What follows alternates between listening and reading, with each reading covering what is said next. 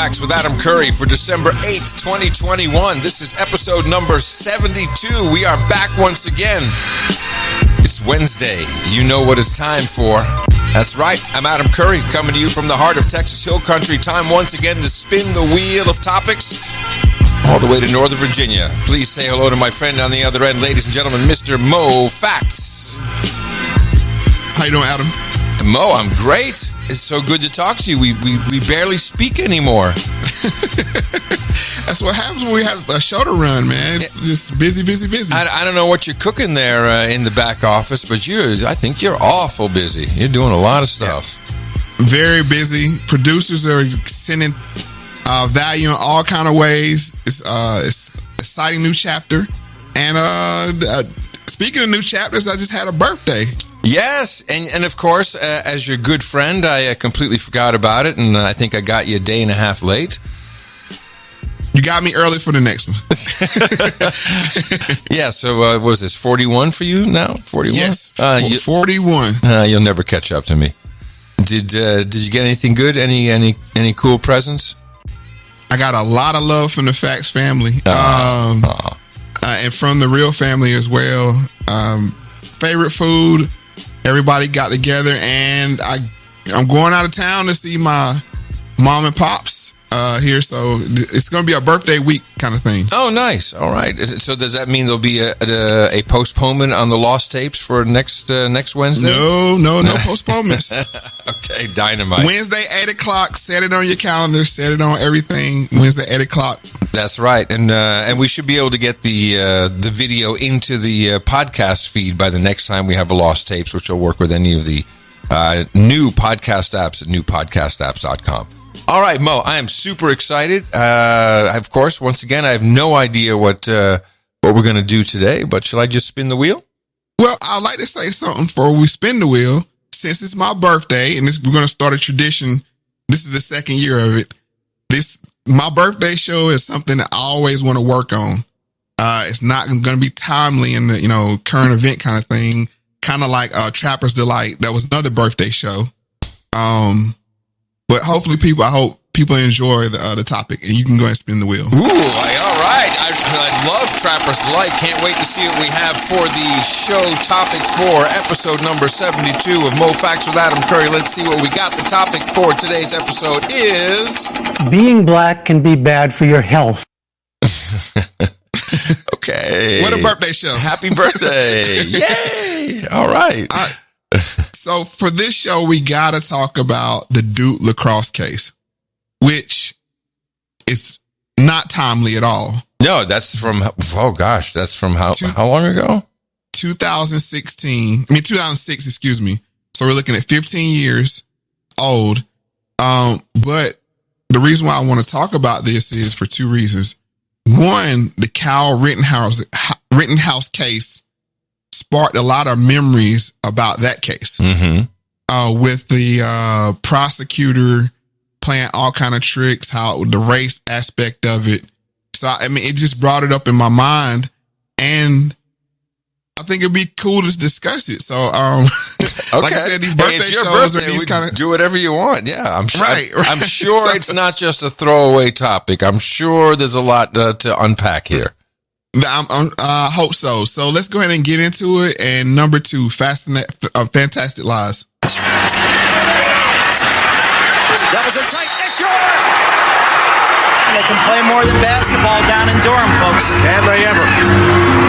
Lacrosse players were the cool kids. Good looking, big, they were tough, and they were cocky. Nick O'Hara with a long stick. He was brilliant offensively the other day. Now he carries it himself. In front, Kanowski scores! Ultra aggressive, ultra focused. It's golf culture with an attitude. They were very popular athletes. Their attendance at parties was a big deal. They ran as a pack, and they were there together in almost everything they did. Most of the kids are from the Northeast, from well-established families. Scores! And Hopkins has it first lead since it was 1-0 on a Rabeltown.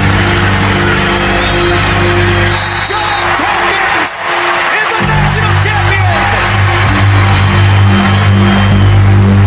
I think the kids all want a crack at number one again. And if we're good enough, we're good enough. And I think our guys are good enough. We knew that this team was going places. That's why everyone was so looking forward to the following year. But they also understood that, it's not that easy to get to redo what you did, to repeat. These were athletes who knew what it was like, that one little thing changes everything. Now, do we need to explain for people who may not be familiar with the Duke lacrosse case, kind of an outline of what was going on? Yes. So in 2006, the nation was rocked, quote unquote, by allegations of 3 Duke lacrosse players had raped a woman named Crystal Mangum at an off-campus party. And the wheels of justice set in place, similar in the case like the Rittenhouse case, that they had to have these boys. Quote unquote, that's how they refer to these young men. And that's why it came up in my memory. And as I was doing that show, I was like, this seems a lot like the witch hunt that happened with Rittenhouse, how they were already guilty, in the court of public opinion. Mm-hmm. So what I want to do is just like draw some highlights there. I think this is the first time we really saw the council canon come out. The woke culture in the university. We're talking about 2006 here. Was it Rolling Stone that wrote the initial? You're thinking about the Virginia. You thinking about right. This is the right. predecessor to that. Right. I'm so the one after that. Mm-hmm. So what you're referring to is the Virginia UVA. Yeah, the rape culture there, and this predates that. And this was like on the heels of Katrina. So race tensions were very high. Yeah, it's good, in the country. Good to frame that. Yeah, that's really good to frame that. Okay. Right. Yes. So I just want to show if we would have been paying attention then, we could kind of see what would happen now in the Rittenhouse case. But I also want to show that money and power, this case didn't even, get the wheels going on it because it got shut down real quick. But it was powers that be that wanted to give it oxygen for political gain and social change gain. So there's a lot here. Yeah. Okay. Yeah. Well, I'm ready for the ride. Okay. So just to give you an example, how the media that was I'm sorry. These were 3 white guys, right? Let's just make sure. Yes, three white guys and raped a black girl. Yes. Okay. Very important for context. It's very super important. In a half and half city called Durham. Okay, let me get. I'm glad you brought that up. I'm from Durham. I live in Durham, so I experienced this boots on the ground. You were living there when this took place. Yes, I was 25 years old when this took place, living in Durham. So it opened my eyes to how certain things work as a young man. Yeah, okay. This is good for context. Now I understand why it's your birthday show. Yes, it's going to be a lot of personal context in this because I am a Duke basketball fan. So that plays a part in it. And we're going to get into the whole Duke University, Duke culture kind of thing. How they're looked at. It's a lot here for me personally. So that's why I want to make it as a birthday show. So I think it was very apropos to do this. So moving back to the clips, this is an example of the anti-Duke media. And I want you to listen and just mentally compare it to what we heard about Rittenhouse. It's going to be on a jury now. That's right. Indictments handed down, arrests made on at least 2 young men. We're expecting yet a third indictment in the Duke lacrosse rape scandal. Let's go straight to Clark Goldband, our producer. What can you tell me about these 2 young men? They come from some nice homes in the shadow of New York City. Nance, let's first start with Colin's home. It's in Garden City, New York. I'm sorry. When did you get on a first name basis with a defendant in a rape case? Well, I'm not. Okay, let's Mr. Finnerty, go ahead. Okay, Mr. Finnerty's home is assessed at $1,900,000. I'm asking you about the family. Why are you giving me $2 million? What does that mean to me? That's how much their house is worth, where he comes from. And in Garden City, New York. Your point is? I thought you would be interested in their backgrounds. We have the others. Rich? Is that what you're telling me? Well, I'm telling you, they do have some nice homes, Nancy, and we also have one from Reed Seligman. His comes in at about $1,300,000. A very nice area as well, Essex Fells. Okay, what is this? It's about a half hour away from Manhattan on the Jersey side. So let's take a look at the house of the parents of the alleged victim. Their home comes in at around... Wait. Are you trying to say that the victim is going to be outgunned by money in court? I'm not trying to say anything, Nancy. I'm letting the stats make sure the stats are doing the talking. Wow. That's pretty blatant. That almost sounded scripted, though. She was being sarcastic, but for a reason to say that they'll likely get off because they're rich. Right. Okay.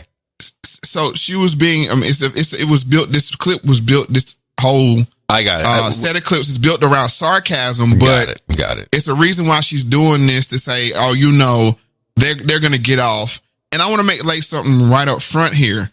The thing was, and the thought when people first heard about this case is they're gonna get off, and this could be, even though two things could be true. This is one of those cases that, one, the feeling that they're gonna get off regardless of what happens has nothing to do if they were guilty or not.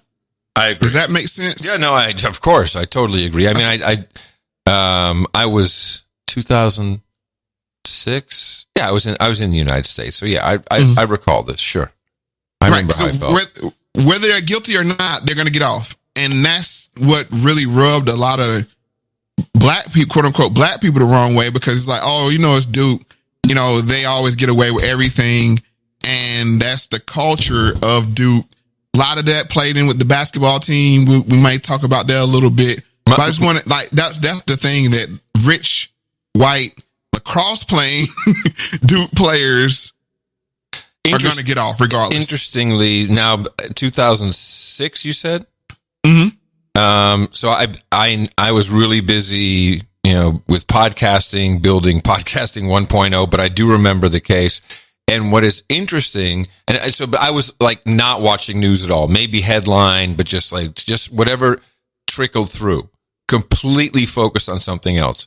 What I do not remember is the victim being black. Yes, that was the whole linchpin of the case. I do not remember that. That didn't get through. It wasn't communicated. Of course, I wasn't doing media deconstruction at the time. Right, and that's the thing. It's kind of cool that we get to look back at this case. Yeah, which no other podcast is probably ever going to talk about again. Maybe until like 5 years from now when it's like the 20th anniversary. But we beat them to it. But also, what podcast would have two hosts saying, "Hey, remember that Duke case? Yeah, hey, I don't remember her being black. Right. No one would remember that. No one would even think to talk about it that way." And the fact that I lived in Durham. I am a huge Duke basketball fan. So it had certain connotations to being a Duke fan, which we'll get into as well. So I guess we'll go ahead and get in the numbers for people, let people know this is Nancy Grace, if you didn't catch her voice. Mm-hmm. And this is part 2 to that clip. Okay, and let me throw a stat at you. Okay. False rape reporting, false sex assault reporting is somewhere between the low numbers of 2 and 8%. Okay, so you can roll all that money together, and it means not a hill of beans in my assessment of this case. Are you saying they're going to hire high-priced lawyers? Is that where you're going? I'm not going anywhere. I have some more stats for you if you're interested. Go. Take a look at the incomes of these 3 towns where all 3 of these players are from. In Garden City, it's around $100,000. In Essex Fells, it's about $150,000, which is very, very high in the United States. And in Durham, North Carolina, $43,000. And lastly, where they went to school, if you're interested, these 2 private schools, they clock in at about $23,000 each. And of course, where the alleged victim went, it's free.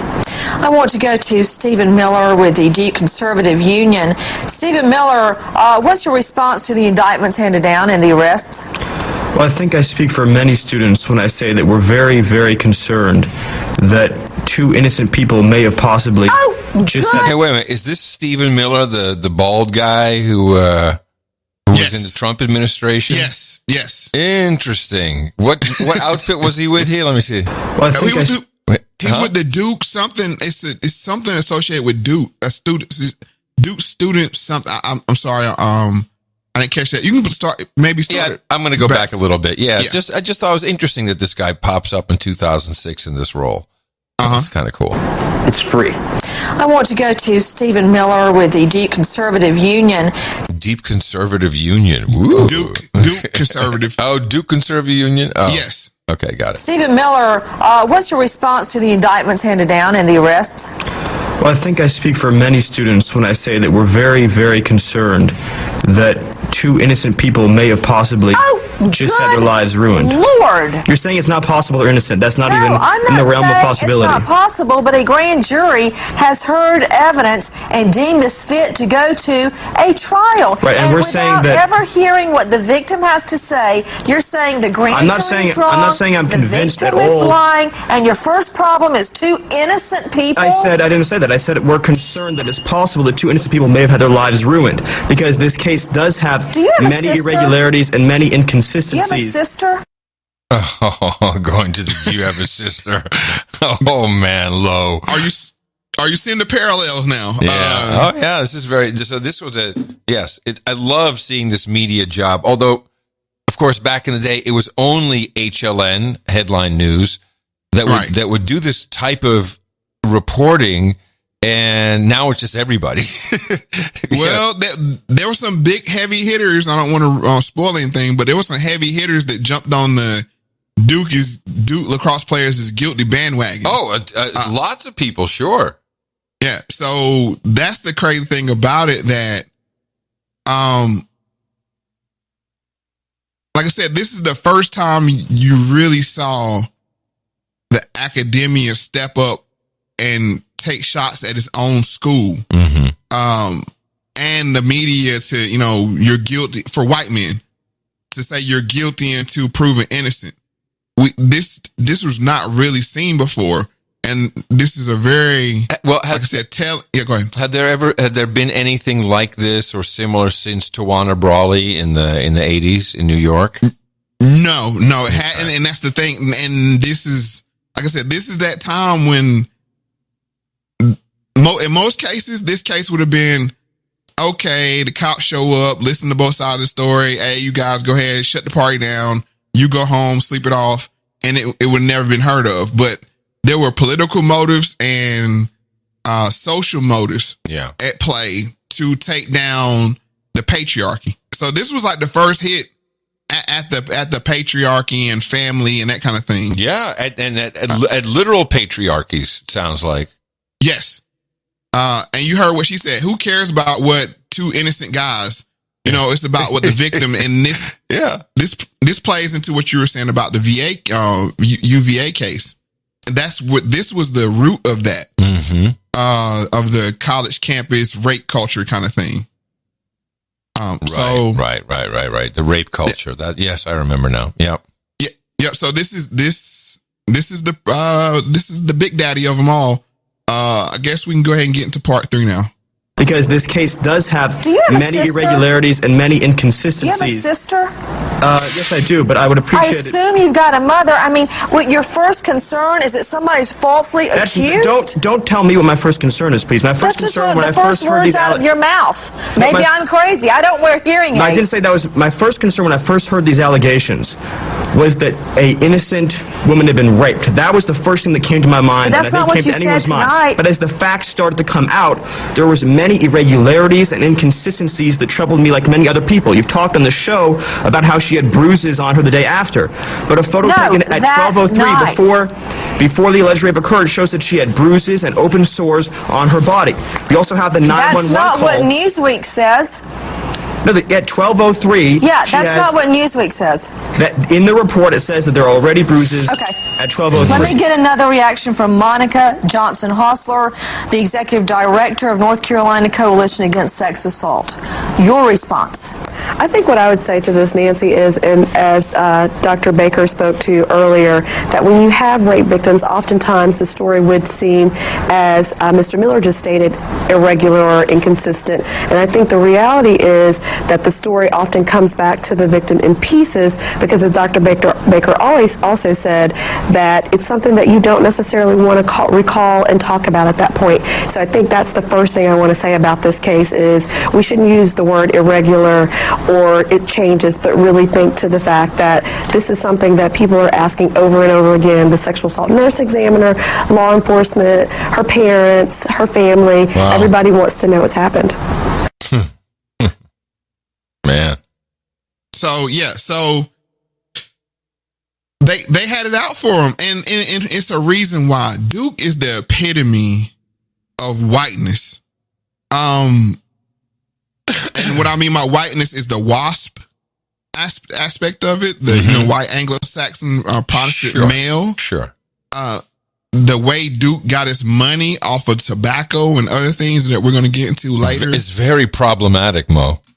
Yeah, it was the perfect, and people hate Duke. I mean, there's a literal hate for Duke. Okay, so this has to be some kind of setup. Then I'm just gonna jump ahead. Yeah, I mean, we're not gonna. It's not gonna. The spoiler is not gonna be the outcome of the case, because the case is 15 years old. People know how it ends. Yeah, sure. It was the when you look back through it now through the 2021 lens. And what we've seen now, you look at this case, it's like, oh yeah, this was clearly a set. Like you're saying, you already peeped it out that this is a setup, because the evidence is not there. Do we need to, for people who don't know, living in different countries, do we need to talk about the outcome so they have that for the context, or is it okay just to go forward? Well, this next clip jumps forward, and it's in close to modern day times. So it'll explain what happened in the case. Like I said, they got off. Let me just say that right now. They got off, and rightfully so. But this is Nancy Grace, and she's going to be called to how she handled the case by Jim Norton and Sam Roberts. I never dreamed growing up on a red dirt road in the middle of nowhere, as some people would say, that I would ever have a show on HLN. So it was beyond anything I'd ever really dreamed of. Did they ask you to leave, or did you want to leave? I wouldn't say that I wanted to leave. I felt like it was the right time for me to leave, because I'm leaving behind a lot, but I'm going to where I want to go. And I had, I'll be honest, I had a problem with you for a long time, because I felt like you were capitalizing on tragedies.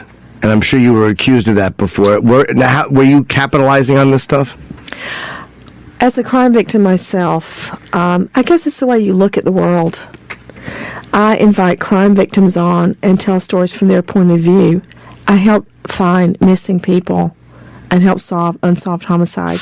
So what we try to do is take a story, and I brought this really from my law school days, where I would have to condense a very difficult and convoluted case into something simple, and did with juries to break down complicated and convoluted facts and give it to them 1, 2, 3.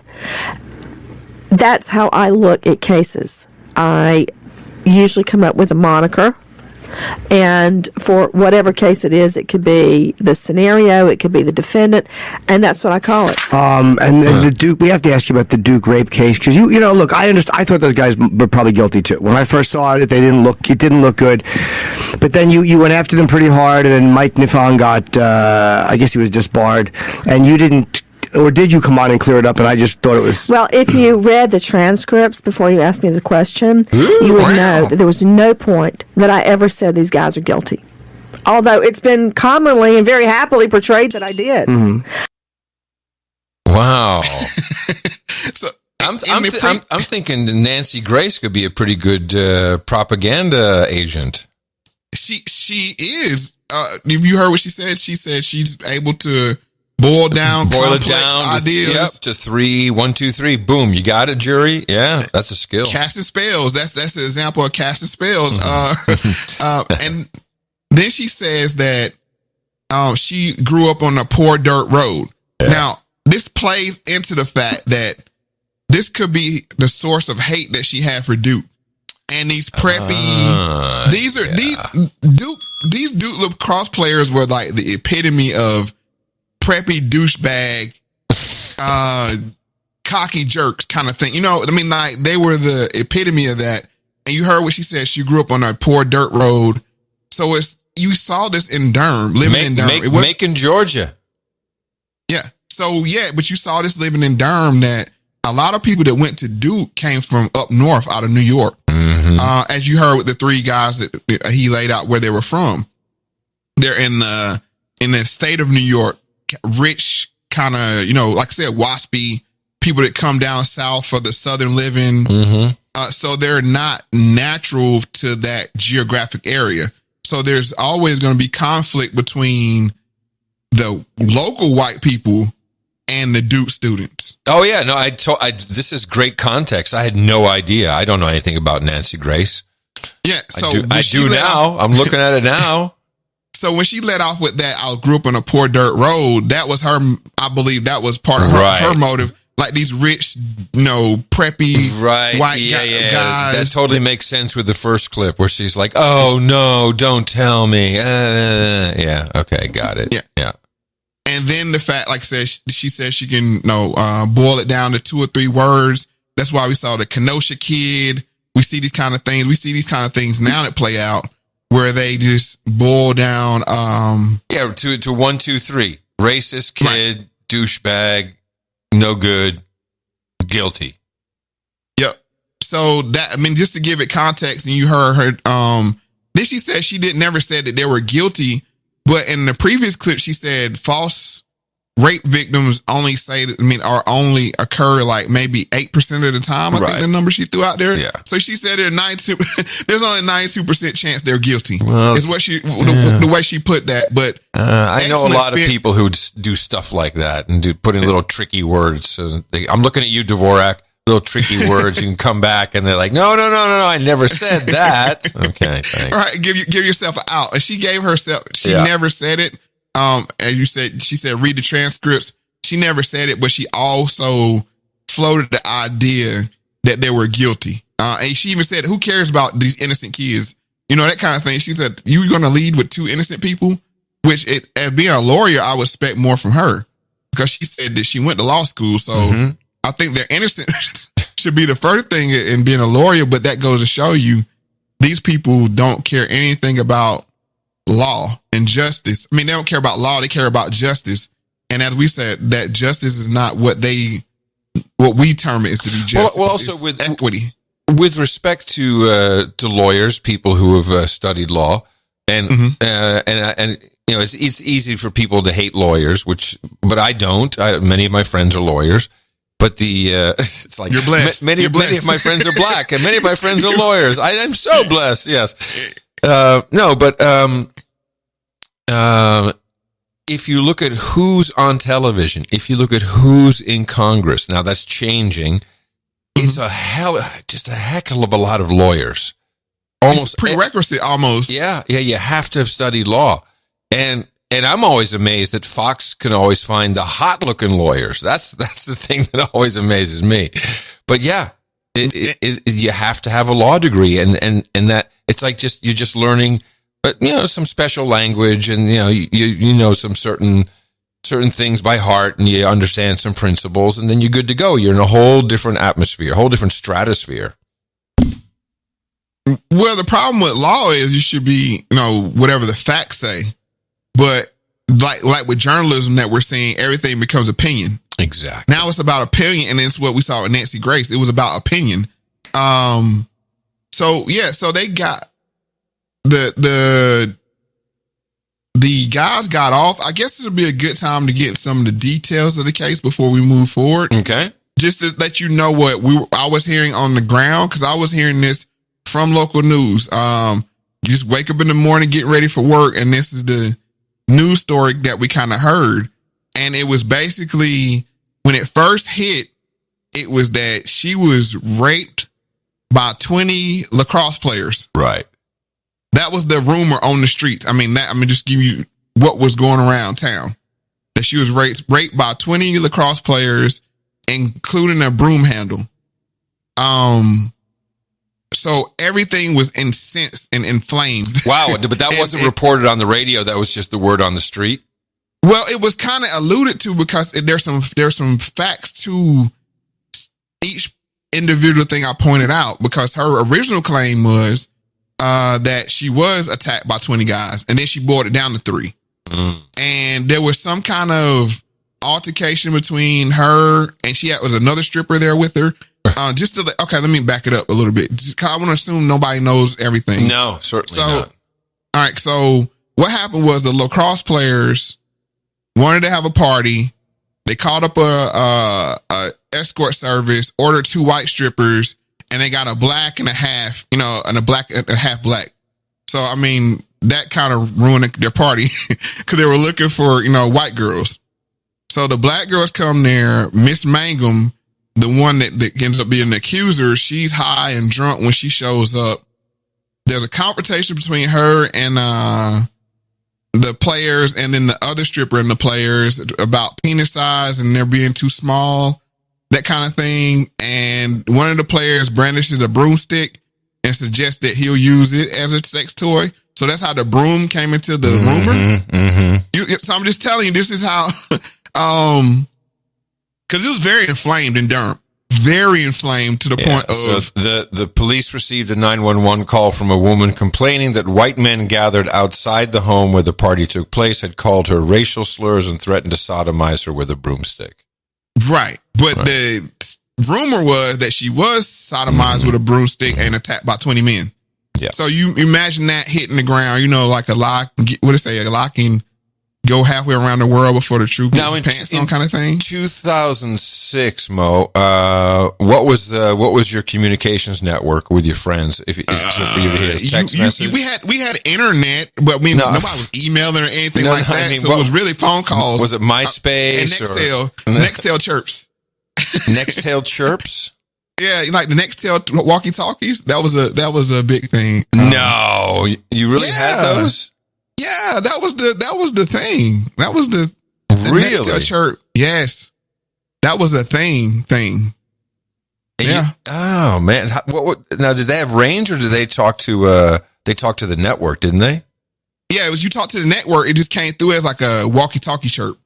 And who could you talk to? Anybody else that had a Nextel.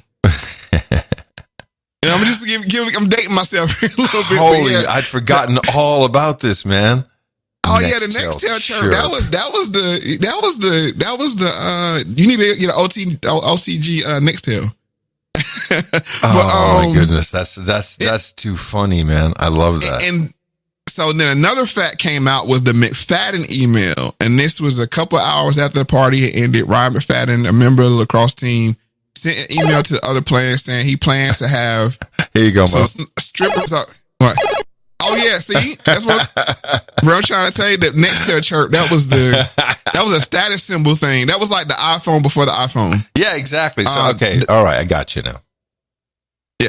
So there was an email that was sent around, and it was saying that to whom it may concern, tomorrow night after tonight's show, I'll decide to have some strippers over to Eden C. I think that's the address, wherever the address was. It's all welcome. However, there will be no nudity. I plan on killing the bitches, excuse my language, as soon as they walk in and proceeding to cut their skin off while, excuse my language here, coming in my Duke issue spandex. All in besides arch tack. 2 of the team members, please respond. So that was a reference to American Psycho, I believe. But the DA took it as a serious threat. Right. So they invited, but they wanted white girls before this email was even sent out. So that's the weird thing, but they made it seem like this was a modern day, like Klan rally. Oh, wow. Yeah, it was a huge thing. But the funny thing is none of the establishment machine, as you would say, like the NAACP, anybody really touched this because Duke has power. We're going to let's go ahead and get to some of that. But before we do, they had to go to the B team of race hustlers And this was a guy named Malik Shabazz of the new Black Panther Party. Not the new Black Panther Party, but the newest iteration at that time. And he's on with Michelle Malkin from Fox News. And this is after the charges have been dismissed. I apologize that we're going out of order, but it'll make sense in a minute. But here they are, their exchange. In the Factor follow-up segment tonight, as you may know, the Attorney General of North Carolina has dropped all charges against 3 Duke lacrosse players who were accused of rape, sexual assault, and kidnapping last spring. When that happened, the new Black Panther Party descended on the Duke campus, demanding justice. We will be here from gavel to gavel to when the final jury verdict is read, and we demand and are pursuing that this jury verdict come back guilty. Against the accused. Right. It should come back what? Guilty. It should come back what? Guilty. How do you find the 2 defendants, the 3 defendants in this case? Guilty.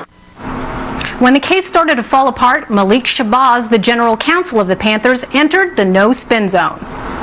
But I never said they were guilty of rape. I said they were guilty. And I still say that this case is a strong case for sexual assault, kidnapping, charges that can and probably will leave these young men behind prison walls. That's and if the case is dropped, will that indicate to you the society is racist? It will prove to me that Mike Nefong doesn't know what he's doing. Wow, I love that. No, I didn't say they were guilty of rape. They were guilty of being white, They were just guilty, man. Now, are you seeing the similarities now to last show? Yeah, only what's interesting is that this is happening on Fox News at the time with Bill O'Reilly. Yeah, it's the same. He's playing the role of Tucker, basically. Yeah.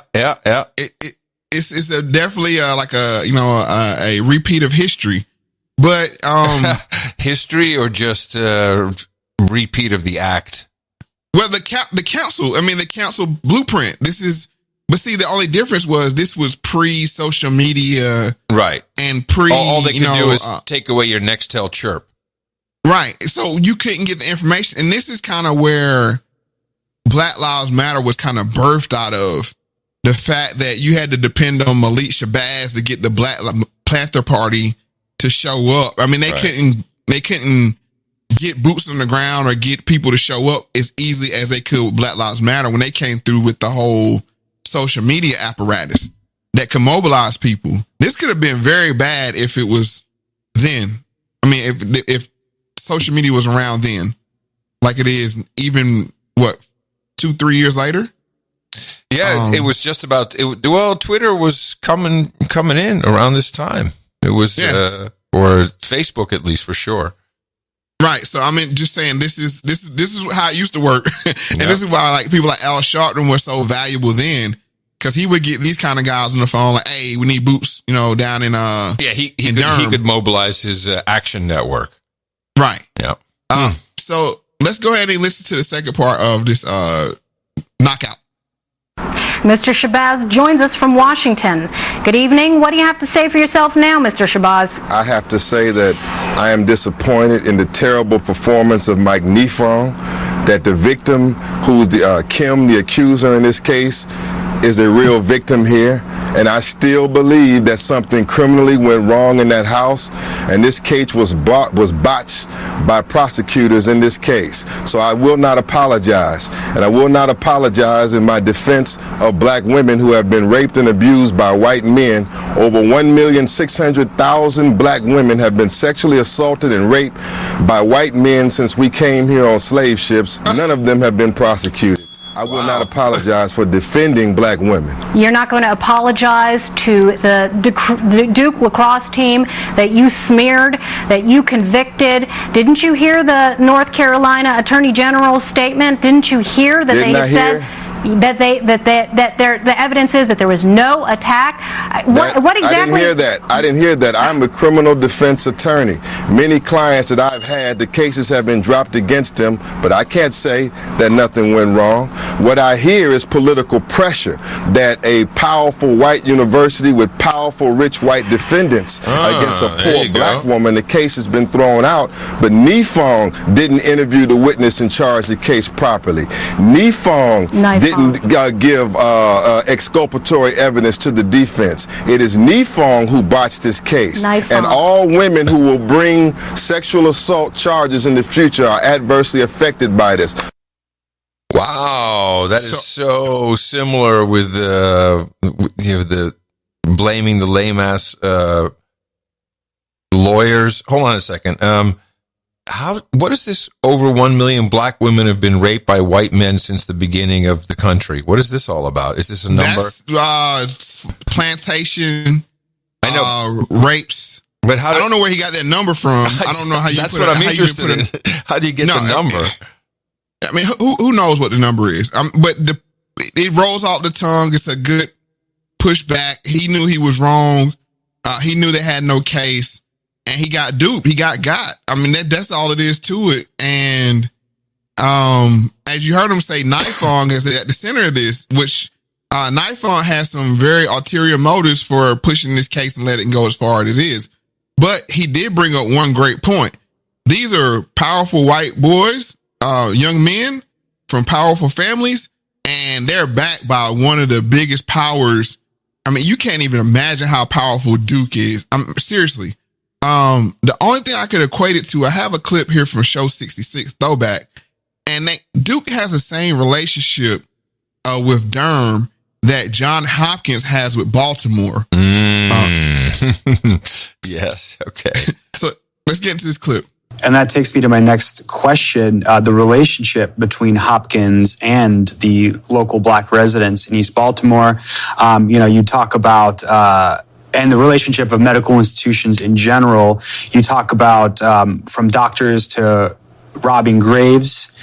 You have a section in your book about that, which is really fascinating. You talk about how Hopkins was known as the plantation. And, there's also people like Henrietta Lacks, whose genetic material was harvested by Hopkins without her consent as well. That's true, and so one of the Hopkins presidents once said that Hopkins is not a good neighbor, and all this has come to play in East Baltimore, where people remember the days when 1,200 the homes of 1,200 black people were demolished in order for Hopkins to construct a dormitory housing 200 white nurses and doctors. So there's lots of distrust toward the Hopkins. And in the recent controversies that we soon talk about, all this has come to play. Everything that Hopkins has done in the past, all its crimes have been mentioned. Henrietta Lacks, experiments with lead paint, all kinds of other stuff. Yeah, fine bunch of people. So it's the plantation. I mean, and I don't mean that in a disrespectful way, but what I mean is that they generate so much jobs and money, and but also James Buchanan, who established Duke, he had tobacco plantations. I mean, yeah, that's where it comes out of. Yeah. But even when slavery ended, it was the same mentality. Sure. That you had to either work at Duke or work at one of the, It's the American way, Mo. What are you complaining about? It's perfect. The American, but the weird thing is that you have this large number of black people, because Durham at one point was like 50-50. Yeah. So it's this weird relationship between, you have a large number of black people, but they're dependent upon this one entity. All the white people in the powerful center of the. And it's really one family. It's the Duke family, because we're going to get into the Duke history and how powerful. When you think of, I'm going to ask this question before we get into that. When you think of Duke, what do you hear when you think of that? Well, okay, I'm glad you asked me that, because I was actually going to ask you why, when we think of top universities, is Duke rarely mentioned? It's always Stanford, it's Harvard, it's Yale. Why is Duke rarely mentioned? I'm not quite sure why. And now, mind you, I didn't really go through the U.S. school system.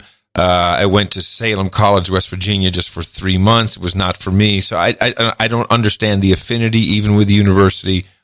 Although I comprehend it, I don't know. I mean, I'm looking at Duke right now. I'm going, holy crap! 50 Rhodes Scholars amongst alumni. This is a very powerful entity. This is a powerful group of people, and I don't know why it's never mentioned. amongst all the other Ivy League elite schools. They're an Ivy, like an Ivy, but not an Ivy. In a weird way, because it's in the South. That's one thing. And it's the way the family set it up to be that way. Even though it's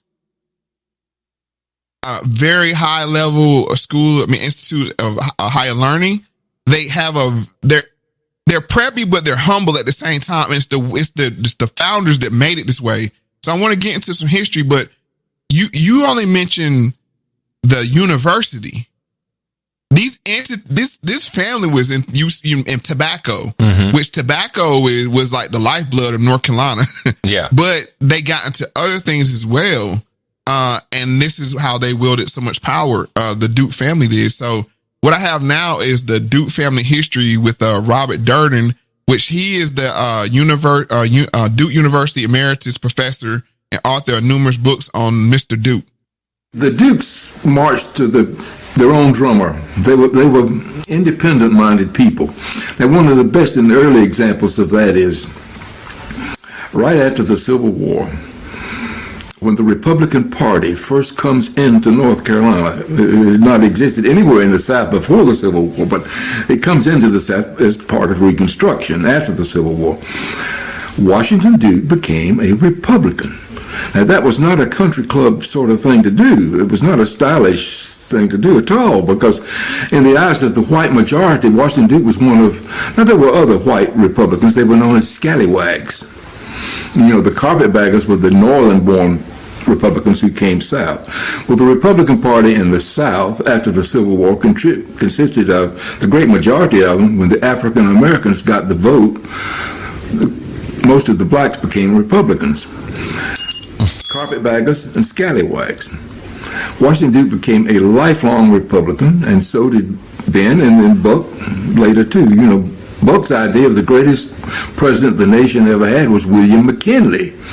And he had this huge statue of William McKinley on his estate in New Jersey. I think Doris later gave it to some little town in Ohio. But they weren't afraid to be different. So I think that kind of answered your question. This is great. I had no idea about the Duke family. This is fantastic. So they were lifelong Republicans. They, post-Civil War, in North Carolina, that was a very unpopular thing, considering, the Dixiecrats and that kind of thing. Mm-hmm. But they understood, I believe, that they still had a lot of black labor, and to have good relations with that black labor force, they had to have certain appearances. Sure. But it's weird because they're a Southern family, but then you have all these Northerners that would come out of New York, New Jersey area, and that makes up that makes up the student body of Duke. So like I said, it's this weird microcosm. Durham's a very interesting city, and just the makeup of it, and who wields the power.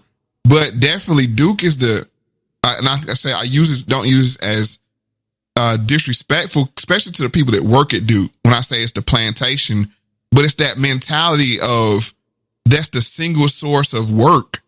It's the same. My buddy Dave is in Birmingham, Alabama, and the University of Alabama, same thing. Everyone works for the University of Alabama. It's huge research money, huge government money. I mean, it's crazy. It's just, they control everything. Yeah, because you have the school, you have the tobacco, which tobacco is kind of dead right now. But at the time, like when this was being created, a lot of black men worked in those tobacco factories and tobacco warehouses and made a good living. They made a very good living for the skills that they had. But they had even more power than that, and we can get into part two. In 1896, I think it was, Washington Duke told the new president of Trinity College, President Kilgo, that he would give Trinity $100,000, which was a lot of money then, if Trinity would admit women on an equal footing with men. Well, Kilgo and the trustees of Trinity said, we'd love to have women, we'd be glad to have women.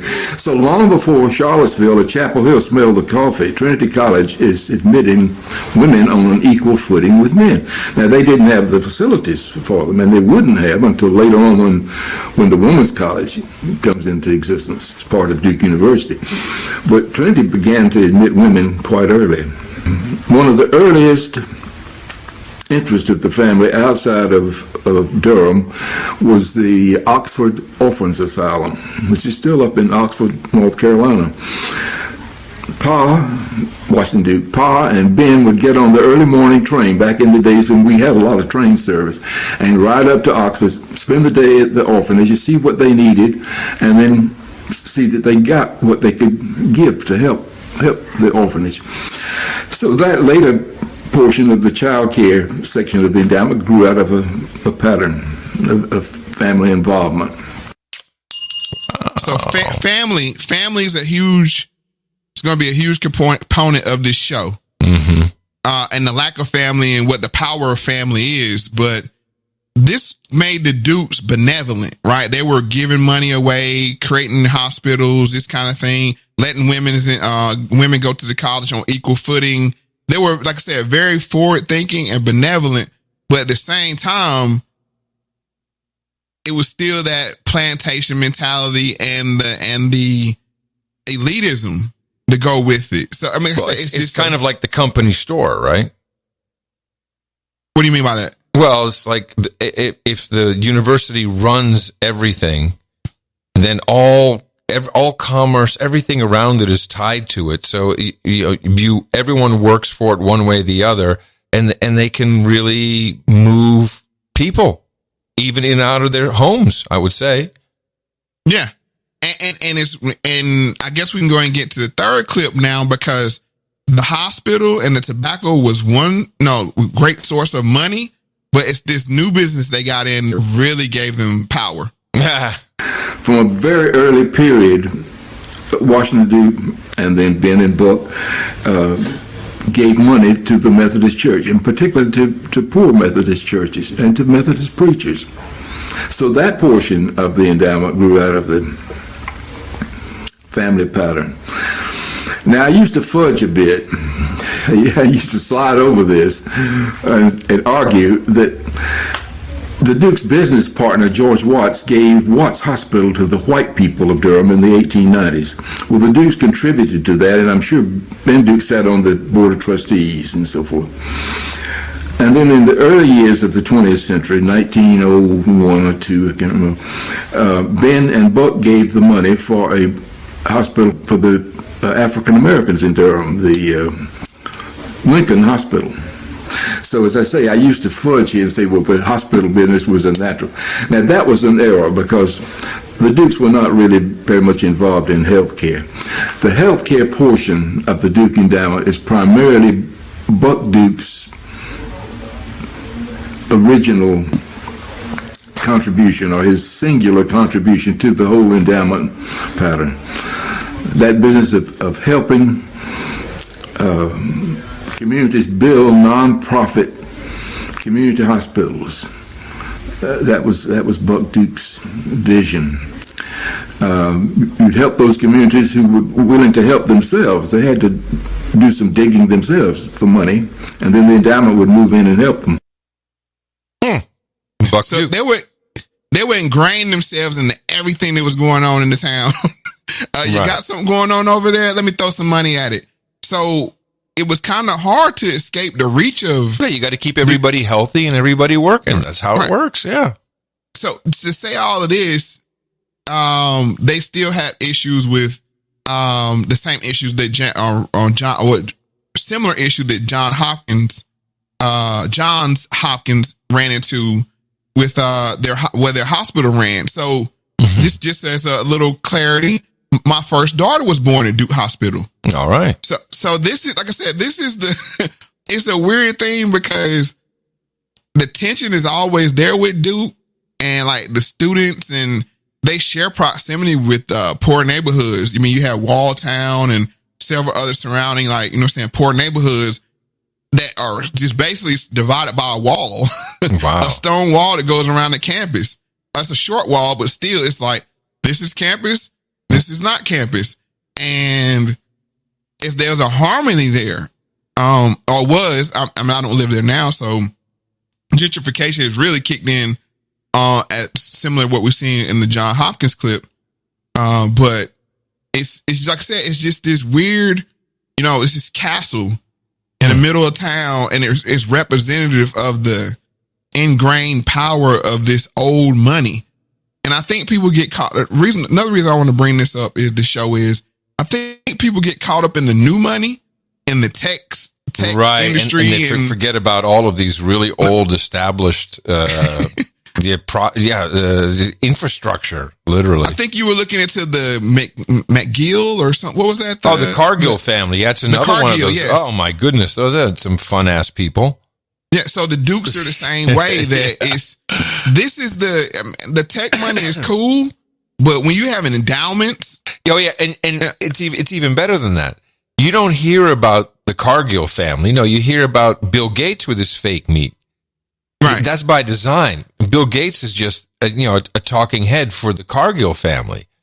So I imagine with Duke, it's exactly the same. Yeah, it's the endowment. It's the endowment. Yeah. You never hear about the family or anything. It's just, but this money is still there and this power is still there. Yeah. And for a DA like Nifon to think you're going to take some of their boys and railroad them, he was a fool to think that, because this is who you're going. You're going against the whole school that produces lawyers. It was a fool's errand. I don't know what he was thinking, unless it could have been a coup.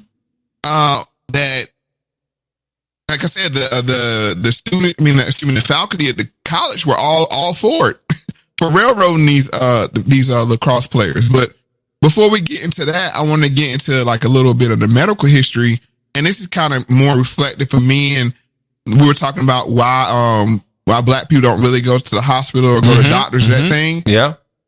This is going to answer some of that into more detail. So I guess we can go ahead and get to before we start, this is Dr. Damon Tweedy, and he's the author of Black Man in a White Coat. And this is, I believe, PBS. And he examines racial disparities in medicine, both for patient and medical professionals. So this will give a bit of context, even at Duke, how progressive it is. He worked at Duke, and this is some of his experiences that he witnessed. Being black can be bad for your health. It's a lesson Damon Tweedy writes in his new book, Black Man in a White Coat, a doctor's reflection on race and medicine that he learned time and again in his own life and in his many years as a doctor. Tweedy is a psychiatrist at Duke University, where he also attended medical school. And welcome to you. Okay. So you start with this big subject. Is that what started it for you, that you wanted to write about? Yeah, so race is this really highly charged political subject that we have in our society, obviously. But for me, this was a very personal story. This is really kind of about my experience and my journey. So all too often in medical school, you learn about health problems in the black community. You hear this disease is more common than this. It's always more common in black people, but you didn't really hear why. This question of why was a huge issue for me. And it was also this big question about how my experience as a young black man was different than the experiences of other people in my class. Well, that comes through, because you're also saying that as a young doctor in training, you're saying constantly hearing about the medical frailties of black people picked at the scab of your insecurity. You did not set out thinking about medicine and race. No, I was actually attracted to medicine. It was sort of like this, it was almost like a post-racial kind of mindset I had. Medicine to me held this appeal of being objective, formulas, equations, and it was really, and that was appeal. So much of society is messy, and life is messy as a black person. So it was this appeal that it could be objective. And then when I got to medical school, I kind of got a rude awakening that it wasn't. Oh, okay. This is also very relevant to today. Of course, we know the Rona kills black people because of their skin. If you would listen to the narrative, but they don't never tell you why, or they don't give any explanation. It's just that it kills black people. Yeah. At a higher rate, but there's no discussion. And that's because it's because of the narrative, right? And he got into medicine because it's being objective. Surprise, surprise. Yeah. It's at the end of the day, it's a business. So, and like I said, even at a school like Duke, that's, was very progressive, as you heard from the family and the creation of the whole endowment and what they try to do. It was still these opportunities for it to be right and for it to be racism. And let me Duke is seen as racist. I mean, it's almost synonymous when you hear Duke. It's well, you think of David racist. Duke and there's Duke, Duke all over the place. I was gonna say, I didn't want to lead you, but that's great marketing that his last name is Duke, because it's baked in. Racism and Duke is baked in to it. Into the name and the whole business. And I think the endowment tries to, get away from this, but these kind of situations right here made it worse for them. And that's why you're going to see this kind of attack. So, but I want to get into this doctor story because it's another topic I want to bring up that's personal to me. So let's get into number 14. Well, when you refer to your insecurities, what do you mean? Yeah, I come from Prince George's County, Maryland, and it was an all-black neighborhood that I grew up in, just outside of Washington, D.C. And I went to a state college, and I got to Duke. Duke's fancy private school. A lot of my classmates had parents who were doctors, and so I was really insecure about that. And as a black person, there's always this sort of thing about, is affirmative action part of why you're here, and do you really belong? And so I was grappling with all those things when I first got to medical school. You write about a number of incidents that you witnessed in which you saw white doctors unaware of the different ways that they were treating black patients. How much in the end did you conclude that race does play a factor in the doctor's room, in the hospital room? I think it plays a big factor, and often in ways that the doctor and the patient may not even be aware of. And so and there are several examples I talk about in the book. And there's one example in particular that sort of comes to mind off the top of my head. This was a time when I was going to the clinic myself as a patient. So I'm coming from home, and had injured my knee a few days earlier, and I'm dressed very casually in sweatpants and sweatshirt. And I come into the exam room with the doctor, and he comes in and he never looks at me. He just looks at my knee and sort of has me stand up and down, and then says, "You're okay," and kind of is going to shuttle me away. And being a doctor, I knew that there was more that could be done or should have been done. And so I mentioned to him that I'm a doctor, and then suddenly he looks at me and his eyes kind of light up, and he looks at my knee, he starts to talk to me, and so he really engages in this sort of doctor-patient exchange the way that it should have been from the beginning. And it was a really vivid illustration of how differently, I can perceive. On one hand, I could just be a young black man who's off the street somewhere, and who knows what negative assumptions he may have had because he didn't engage with me at all. And then once he realizes that I'm a doctor, it was like a totally different experience. And so I think that really illustrates how differently things can play out in the exam room. This is interesting. This is a book I would be interested in. It's Black Man in a White Coat. Mm-hmm. Have you read it?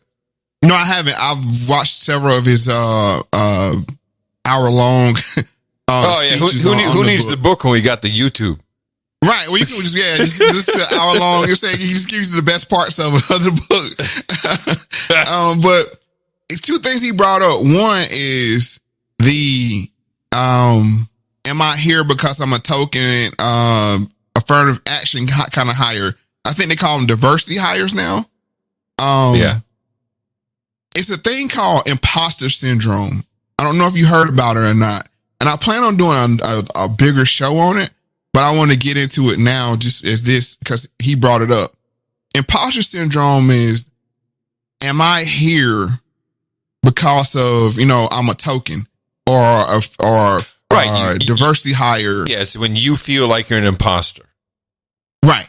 Which can also happen when you land a job and you're faking it till you make it and you really don't know what the hell you're doing. True, but I think the true sense of it is that you are qualified, but you still never feel agreed, totally. That you belong. I think that's the key word, that you belong there, or people accept that you are qualified, because this is the double-edged sword of affirmative action. Is that it gets people in the door, but when you get them in with lower standards, then people are going to assume you were a recipient of that lower standard. And I actually did a live on this a little while back, so if people want to check it out. But so I thought that was one thing. And then the way the doctor saw him once he gave him his credentials, it didn't change the fact that he's black. So it's not a point about black or white in this sense.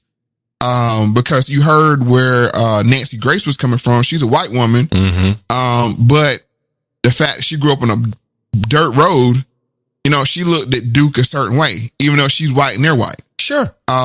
It's class. And then, it's right. That's the main point. And I want to point out that here, once the guy, oh, you're one of us, you know what I'm saying? You got a white coat too, then I'll treat you like a human. And that's that thing of this, us and them kind of mentality that goes on. Right. But in this, okay, but is it, in this case, it's not racial. It's more of he looked like a poor kid off the street, or is a poor black kid off the street? It's the assumption that you're poor. I mean, this is where the racial wealth gap falls into it. The fact that so many black people are poor, you know what I'm saying? Assume that's how you get the association. I got it. Mm-hmm. Right. It's the same thing with the affirmative action. So many people do qualify due to affirmative action. Do you happen to know numbers? Do you happen to know numbers? What percentage of black Americans are poor? Do you happen to know? When you say poor, what do you mean? Like the poverty line? Below the poverty line, yeah. Well, you will have, I would say I wouldn't use that. I would look at medium income. Okay. And they pointed that out in the clip with Nancy Grace. She was like, oh, their medium income is 100,000, 150,000. And then we got to, people from Durham or black, you know what I'm saying? It would be significantly lower. So medium income is significantly lower. I don't have the numbers right offhand, but it's definitely lower. And that's the whole racial wealth gap thing. And it's real because, when you don't have. Right. But just so my point is, people who live in Durham, around Durham, are going to be predominantly median income because all the money is centered in that power center and everyone else is just serving it. Right. I mean, you don't and then you don't have generational wealth that's passed down, that kind of thing. I mean, it's the institutional problems.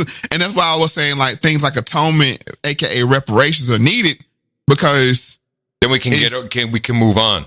Exactly. It solves the problem. Okay. Here we know one group had a head start in the race called America. We didn't get out of out of the start block as fast as other groups have. And then it's like, okay, I'm running just as fast as you or even faster than you, but your head start is so much bigger. I can never catch up. You see what I'm saying? I mean, it's not going to happen. Now it'll be hard for you to have a black Duke family. You understand what I'm saying? Like with the aspects of tobacco and, the slave labor and those kind of things, those institutions, that's kind of hard to recreate when you don't have, when you're still playing in the game. Right. The only way to start with generational wealth, there's three ways. One is the phony baloney stock market. I'm not sure how much longer you can actually do that with that. But along with that comes high tech, big tech, Silicon Valley. And then my personal favorite, Bitcoin. But that may be for a different episode. Well, that's the thing though. But if you have 1,000 to put in, I have 1,000, you have 10,000 or 100,000, even though we're both making money off Bitcoin, it'll always be a disparity there. And that's what you're seeing play out with this whole, I didn't expect to go here, but that's what you're seeing play out with the whole inflation thing. Yeah, but Democrats are saying, hold on a second. I don't come from generational wealth per se. I mean, or at least not where I can, not the direct part. I mean, I literally had to pay taxes for both my mom and dad's when they both passed away. So, and it might have been there, but someone screwed it up along the way. Mm-hmm. So I'm just saying that in Bitcoin, you and I could theoretically be kind of starting at the same point. True. But what I'm saying is for the institutions of the top of the, when you look at the top of the, no, I understand, but I'm just saying I'm just saying you're correct. That will never get fixed. We'll never. I mean, beyond atonement, moving forward, I'm just saying there's an opportunity that is equal for everybody. Oh yeah, and there's always been opportunities for equal. And I'm going to point that out. I mean, for him, but also to start new generational wealth that may be worth something in 6 generations from now. Right, but like with him, he says that when he went to school, his classmates' parents were doctors. Yeah, so sure, I get it. Yeah, they're their second generation in. So that's like I said, that's the hard problem. And all the reason why I'm bringing all this up is all this plays out into how Duke look to the public. Like those rich white kids that have silver spoons in their mouth, they deserve to get. We need equity. I guess what I'm saying, Mo, is it's knee jerk reaction because I'm really concerned. I'm concerned about my kids, your kids. Right. I guess what I'm saying is while we're figuring it out and while we're moving forward with trying to normalize inter-race relations in America, really Americans with Americans, because it goes beyond race these days. I'm just saying, let's not forget to look at some of the opportunities we can take advantage of now. And that's the point I'm making, that for him to be a doctor lets you know that it's opportunities there, just like there's opportunity to make money now for everybody. Yeah. And that's the point I'm trying to make is we shouldn't think, like this doom and gloom mentality, like we would never be able to get out of poverty. That's not the point. Look at Nancy Grace. She was eating dirt from a dirt road. Millionaire. Right. And that's the point. That's the point right there. But that goes to show you that the mental shackles are the real problem. This is why they remain. Right. Yeah. And this is why I attack victimization, victimhood in the mind, these kind of things. That's the real racism. Yeah. Is, thinking that the opportunity's not there, right? If, it's kind of like the lid's been taken out the jar, where if you bump your head in the lid enough times, you're usually like, oh, the lid's still there. Or if people keep telling you there's a lid there, there's a lid there, there's a lid there. Which critical race theory, which that plays into it. So all of this, like I said, all of this plays into it, and this all manifests itself out into this trial when we get to it. I know people I thought we were going to talk about the trial, but we have to set it up in this sense. So no, people are sitting, they're drinking a glass of wine, they're maybe smoking something, they're chill, they're sitting with their loved one going, yeah, let it go, Mo, roll it out slow. All right, so let's go ahead and get to number 15 then. You became a psychiatrist. Yes. Why? Great question. I never thought when I went to medical school that I would become a psychiatrist. But as I got towards the end of medical school, I took this one rotation just on a flyer, and I really enjoyed it. And the patients told my supervisors that I had a way of relaxing people and getting them to talk to me, and I had a way of connecting with people. And so that really made me think about psychiatry. There's also this huge issue as an African American, and the mental health in the black community is really a big deal, because often black people will be resistant to mental health care or feel like it's something that's not for them, and there's this huge sort of stigma that we often deal with. And so as a psychiatrist, I've often been one of the only few black psychiatrists, and so there's a huge deal there as well. Well, this is something important that you've written a lot about, the dearth of black doctors generally. Yes. And you're pointing to that as one of the important factors of why blacks fare so poorly in the medical system.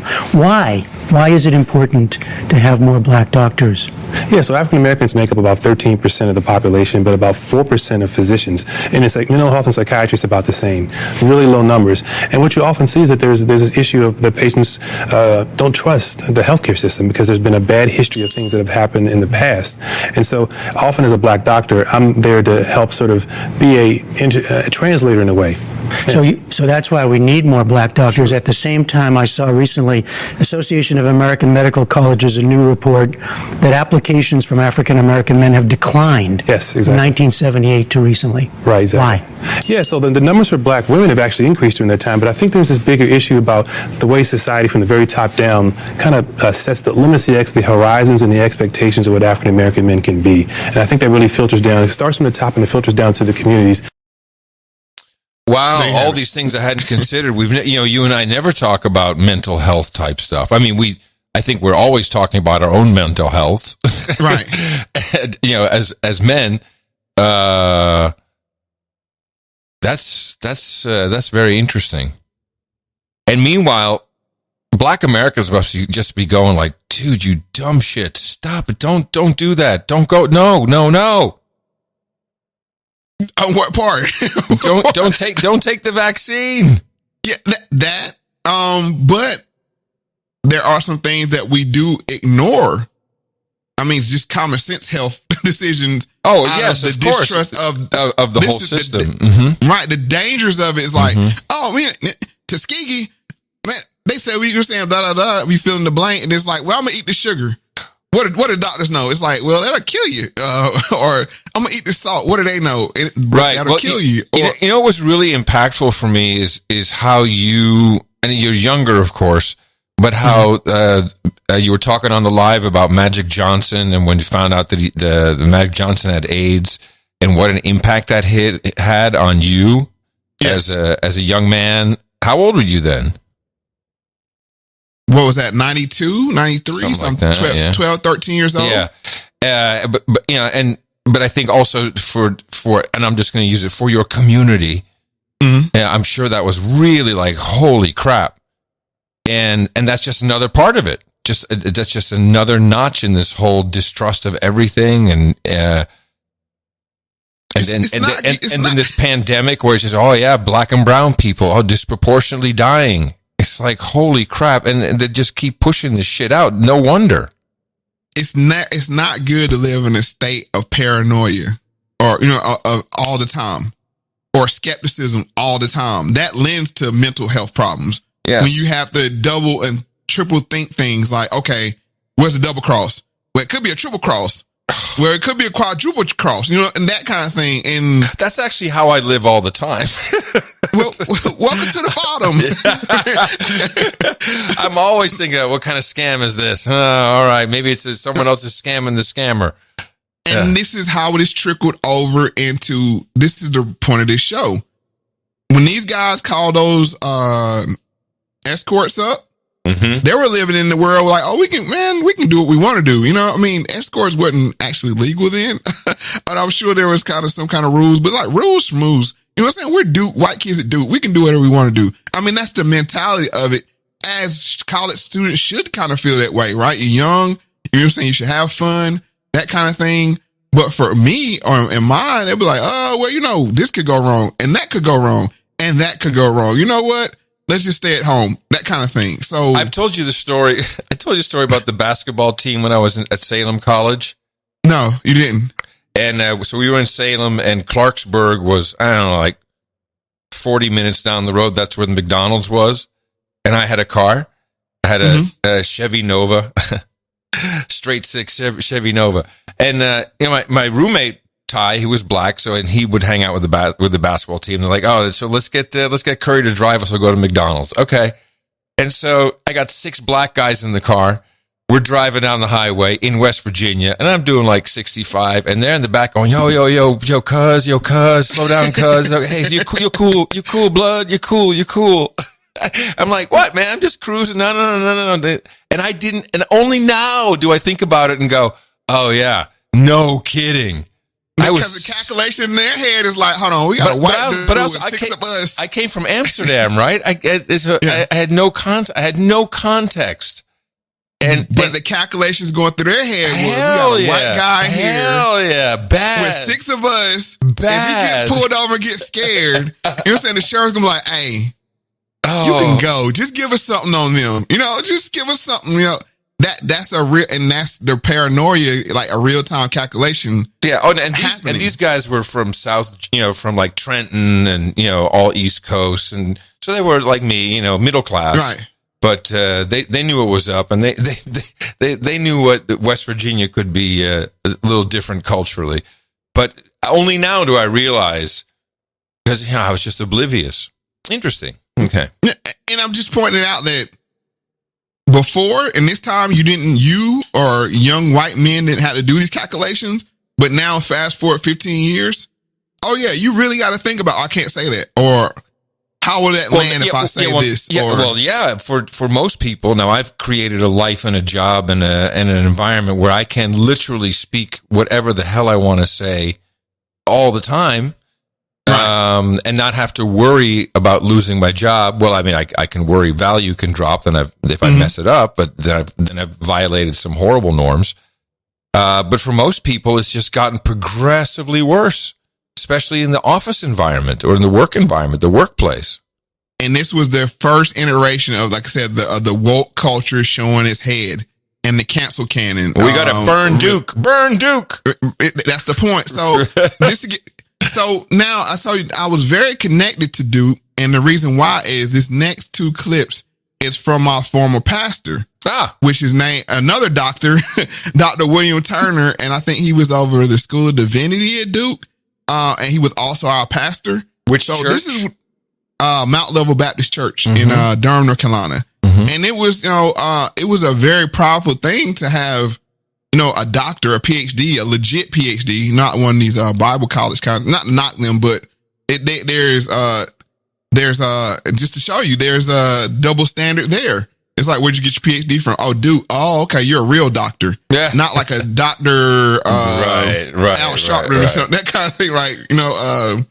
So here he had his sermon called beloved and unloving chaos.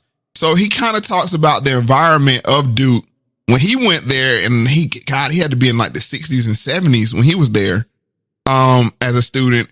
And he gives a perception of Duke. And this is kind of like teaching that I sat up under as a young kid, until teenage years. What are the consequences of knowing yourself as beloved and believing that everyone else is beloved just like you? Then set that reality over against the one of knowing that you are beloved and seeing those who around you treat it like they are not beloved. Even more, to see them abused, treated like they are despised objects, tools for the convenience of others. What we knew about being beloved was set alongside what we saw, and it produced great contradiction and tension 50 years ago, right here on this campus.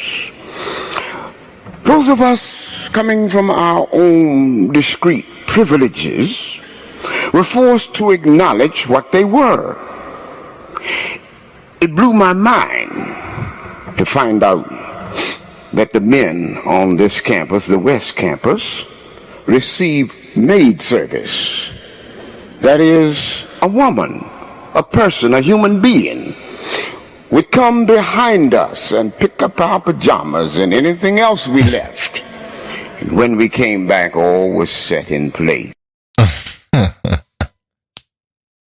So that's Dr. William C. Turner of Duke University and Mount Level Baptist Church. I don't know if he's still there now or not. Yes, he is. But I was just looking at the website. Man, like I said, I was 10 years old. He does the sermon there. He does the sermon seated. I can see. So he's a little less. He has to sit down doing the sermon. So he.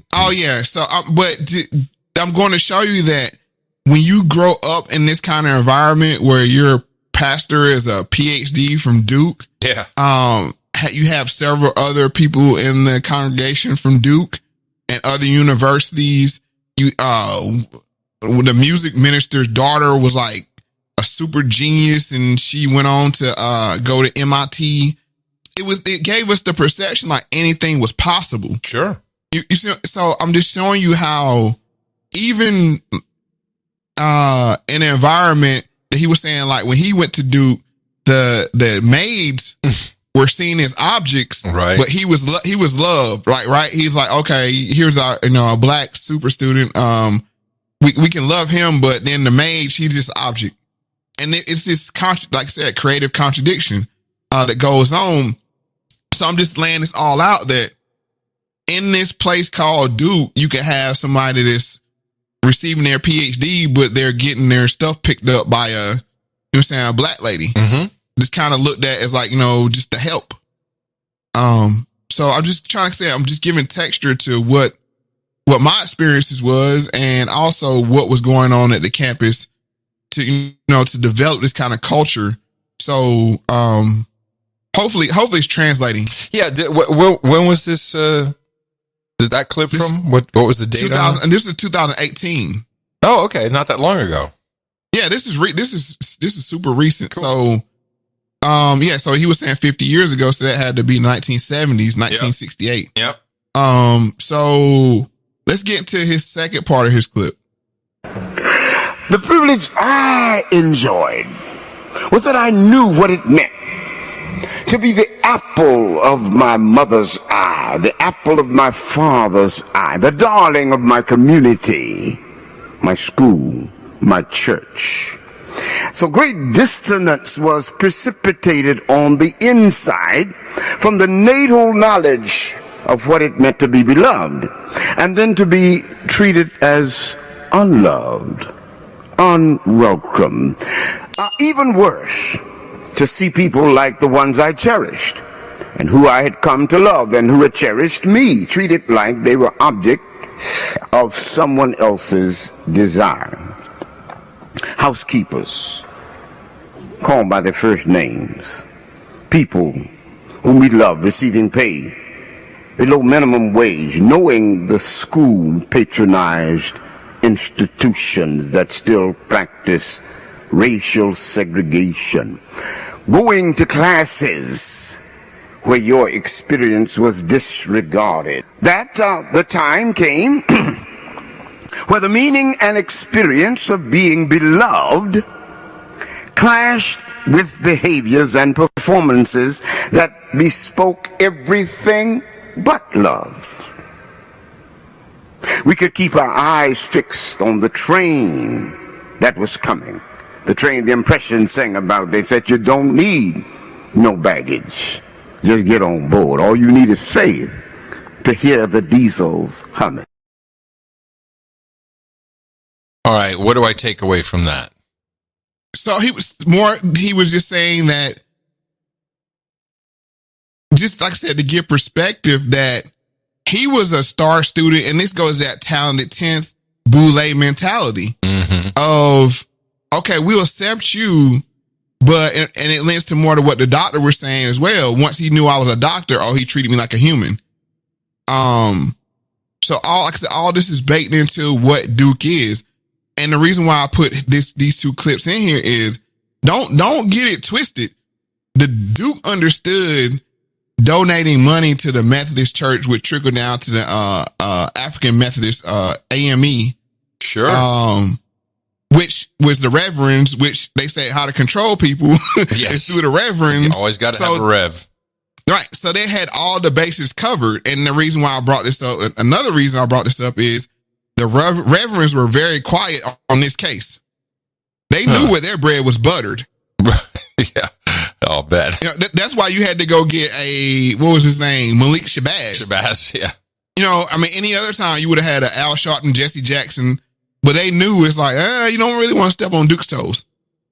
So. Right. Yeah. Well, this is they are Durham, they are North Carolina's business.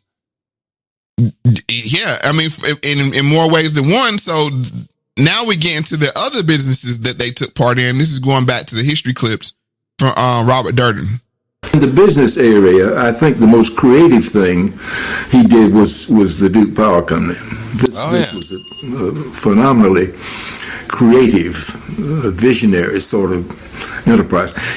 He got into hydroelectric power when it was the frontier and so many people were scared of electricity. I mean, they had to sell the idea of electricity to a lot of mill owners, textile mill owners, because they were scared of it.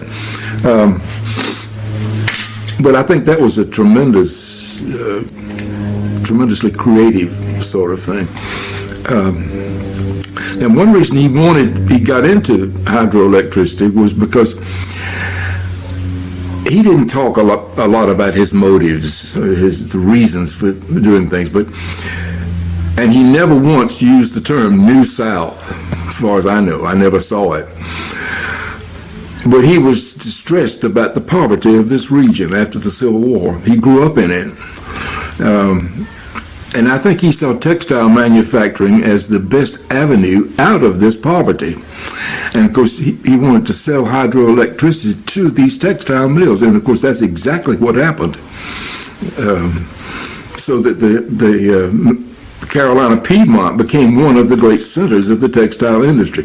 Now, that day has passed, of course, but the textile industry laid a foundation for what today is one of the most prosperous, economically advanced regions in the country. Wow, man, that was 1905 when they used the dam. Yes. To generate the electricity. That's like back to Tesla days almost. It's not long after Niagara Falls. Right. And what that did was that opened up the textile mills. Sure. So now the Dukes have the hospital. They have the in case tobacco, your hand gets in the mill, right? In the gin, in the cotton gin. What the point I'm trying to make is, where are you going to work? That's not Duke connected. You have the textile mills, which is running off Duke power. You have the hospital, you have the tobacco company, and then you have the university itself. And it's damn near impossible to work in a place in Durham that's not influenced by Duke. Sure. But that's the same as like College Station, has A&M, and there's lots of places that have that rich history of multi generations. But this one's quite unique. So I'm just setting up the opponent. Yeah. That this woman and the DA were going against. Oh yeah, I don't understand. This is David and Goliath to the max. Are you dumb? I mean, I don't get where you. Well, sometimes if you're really trying to run an op or something, the bigger the lie, the more believable it is. And that's the point. It's like, what really happened here? Who really put that battery in Nifong's back? He knows the politics of who he's going against. Was this an inside coup? And we really have to look at that. An inside coup within Duke University? Yes. Oh. Well, no matter what, my money's on Buck. Buck Duke. You don't mess with a Buck Duke. Buck sounds like the guy to me. Yeah. So they have the textile mills, they have the hospitals, they have the tobacco warehouses. They have everything wrapped up in the whole city. And this guy thinks he's going to pull one over on the Duke lacrosse team, and it's not going to happen. So I guess what we can do is we can go ahead and jump into 19A. And this is just a little fun fact. This is from the Duke University Sanford School of Public Policy. And just to go to show you how some of the things that were going on in Durham are public news now. Not only were you not allowed to sell to non-Caucasians, it was prohibited for you to have a non-Caucasian spend the night unless they were a household servant. In the early 1930s, the White Women's Garden Club decided that Durham was really missing a tree county.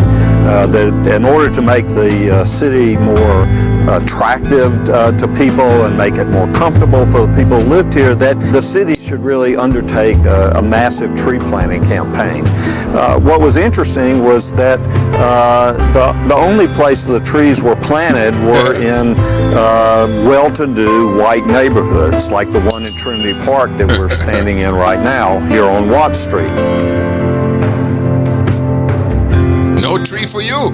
And you can see on this map every block in the city where they planted trees, like this large one right here.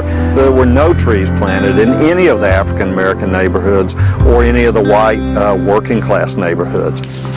Somehow I remember this. I don't know if we talked about it previously. No, this is in the news recently. Trees are racist.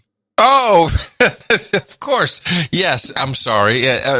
My history just creeps up on me. Right. So this is the whole thing now with trees being racist. That's the whole talking point. Like I said, what was happening in this case, happening at Duke, was really a test bed for what we're seeing with woke culture right now. Huh. Yeah. Yeah. Trees are racist. Trees are racist. Roads are racist. That's Durham. Cause they ran, and that's true. Not the, like somebody said, the Puerto Rican buses that they were trying to take out to Jones Beach. I'm talking about they used urban development to run Durham Freeway right in the middle of Hayti, which is was the Black Wall Street of Durham. Right. So these things are real, but these woke people trivialize them to the point where they have they lose their potency to say, roads are racist or trees are racist. But the thing with the trees, I don't understand is why couldn't people plant their own trees? See, this is the point where, like you were saying, with Bitcoin or whatever else, do your own thing. Plant your own trees. Don't wait for trees. Don't wait for trees to show up. Right. Yeah. But trees are one of the really things that, just as a quick aside, that can show wealth. Because you can't buy a tree. I mean, you can, but it's kind of like institutional wealth. It's the same way. It has to be planted, grown, tended to. Yep. Or you can come in and just buy the property that tree has been grown on, which basically you're buying time. Right. You don't have time. To wait for a tree to grow, and you want a tree. Mm-hmm. That lawns and trees, that's like one of the most privileged things that you can have. Well, that kind of goes back to what the pastor said. You can be a victim, or you can not feel like a victim. Right, and that's the point I was making, that when people say, "Oh, well, Mo, why you're kind of different or whatever," it's because I was incubated in a environment, one being the home, and that's why I say family is important, a huge important component of this show. Because look at the Duke family. That was a family. They set out to have a family vision. And that's how you get to that point. Right. But just because you may not have grown up in that type of environment or that type of family doesn't mean you can't change. It's very hard. I mean, because I'm not being a Duke, but I'm just saying, if you baked into your psychology that you can't do, that there's a ceiling over your head, this is a real thing. Yeah. And for every Nancy Grace, I just take color out of it.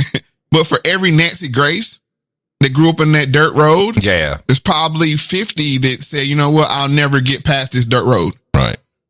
So just going to show you that the psychological aspects of just the victimization, the things that's sold in critical race theory. This is all plays into this whole case. But I had to lay it out in this way to say, okay, this is who they're going up against. And this is why they were so hated. They were representations, physical representation of this white privilege. These three boys was, and all the ire was put on them. This is just the wind up, ladies and gentlemen. The pitch is yet to come. You know it's going to be great. I think we should take a little break here. First, the white man and the black man have to be able to sit down at the same table. The white man has to feel free to speak his mind without hurting the feelings of that Negro. And the so-called Negro has to feel free to speak his mind without hurting the feelings of the white man. Then they can bring the issues that are under the rug out on top of the table and take an intelligent approach to get the problem solved. That's the only way that they'll ever do it. Yeah, and I think we've actually been doing some of that today on the show. Yes. This is good. This is the legendary words of Malcolm X. And we're doing exactly that, sitting down and just talking about it. Now, we got to talk about the value for value in which this is produced, this entire podcast, which means exactly the way it sounds. If you get any value out of listening to this, no matter what it is, that could be based upon 3 hours of entertainment for yourself, or equivalent to a couple of courses at a university history class, which is what it is to me. Turn that around into a number. Send it to us, and that'll be the value. And the great thing about it is it's what the value means to you, something that you get to determine. And it is the only way that we can keep this going now, more important than ever. As Mo, you're still in limbo on your company and your work.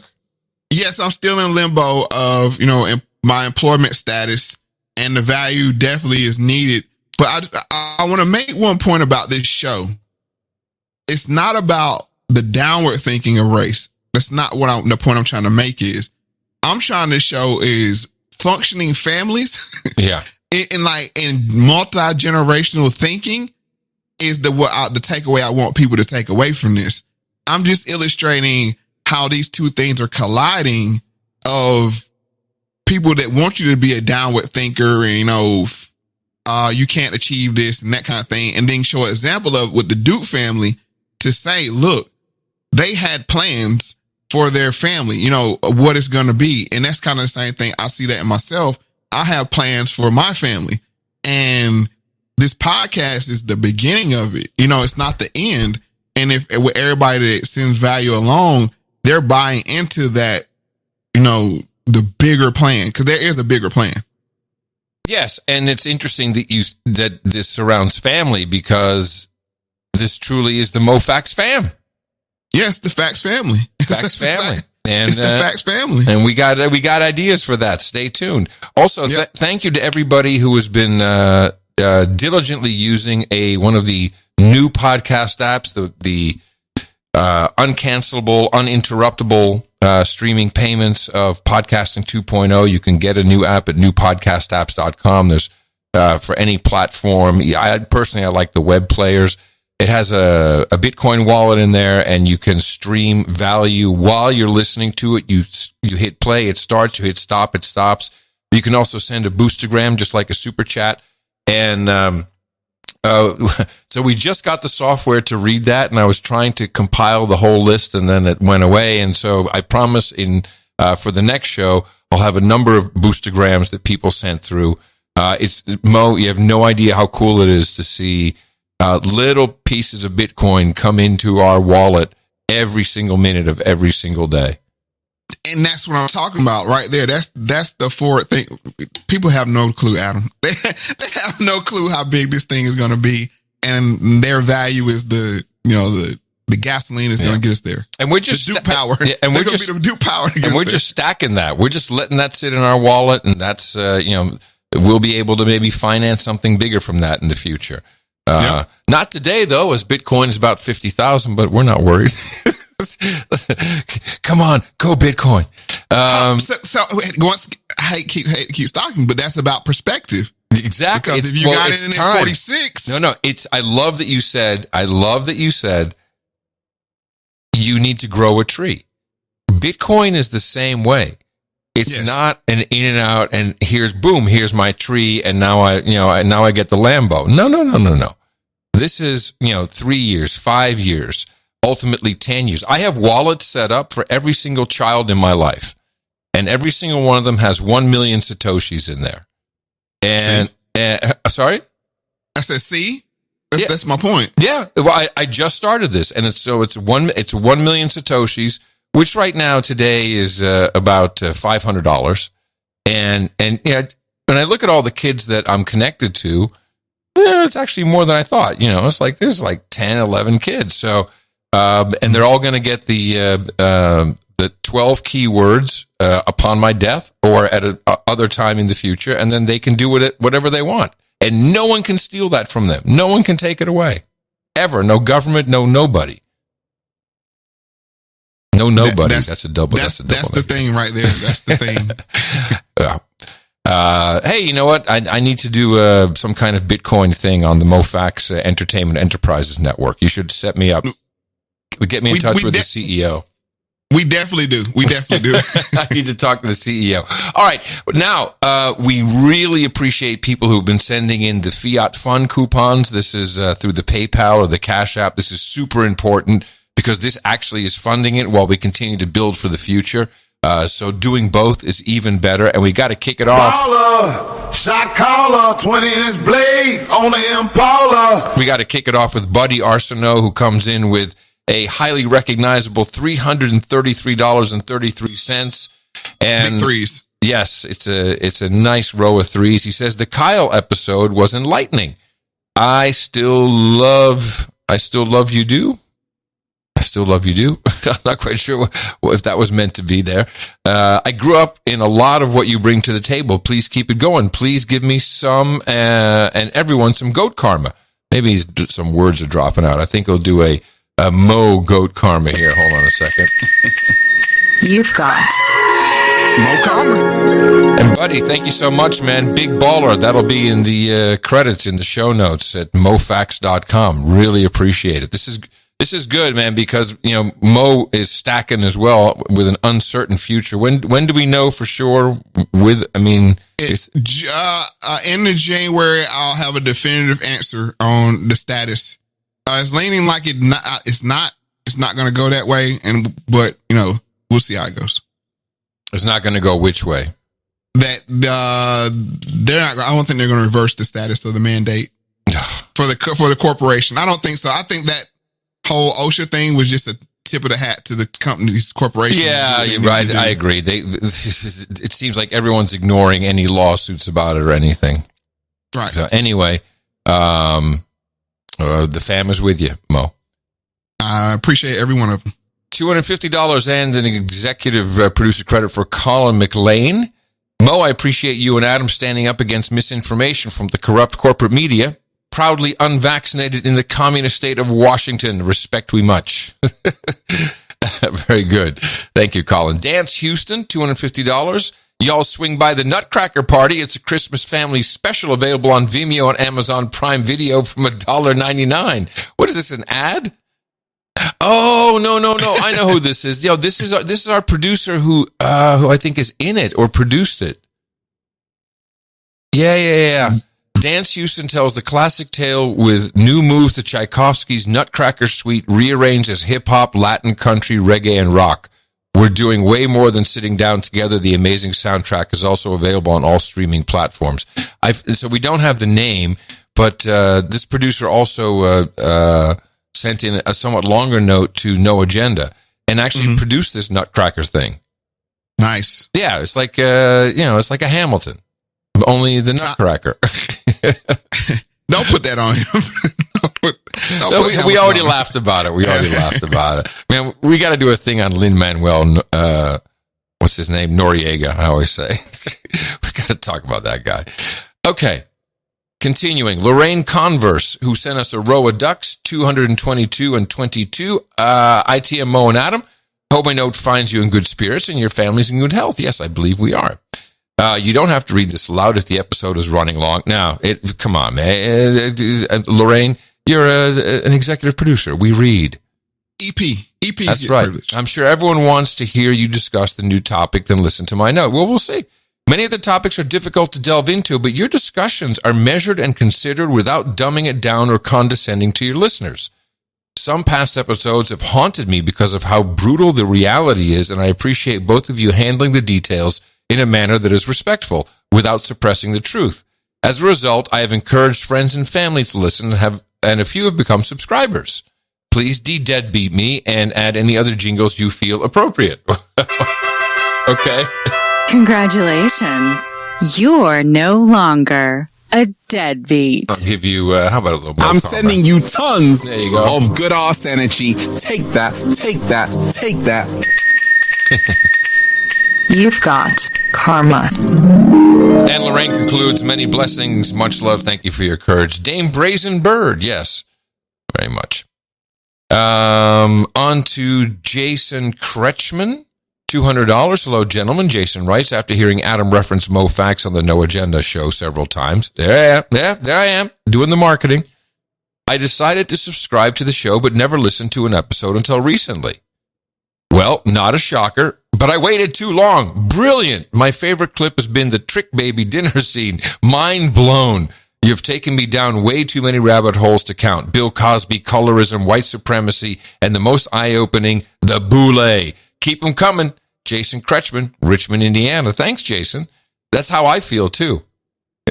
and it is very cool how I think Mo and we're not trying to be sensitive about anything. We're just honest. When you're honest, so much falls away, I think. Something like that. What do you think, Mo? Yeah, the producers allow us to be honest because we don't have to cater to any advertisers. So that's the power of There you go.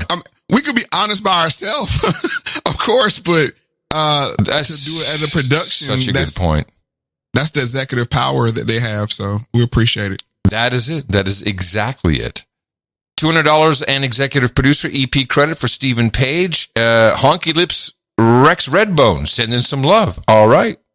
Love it. Cooking Rex. Rex, he's always cooking something. Oh, is he? Yes. Okay.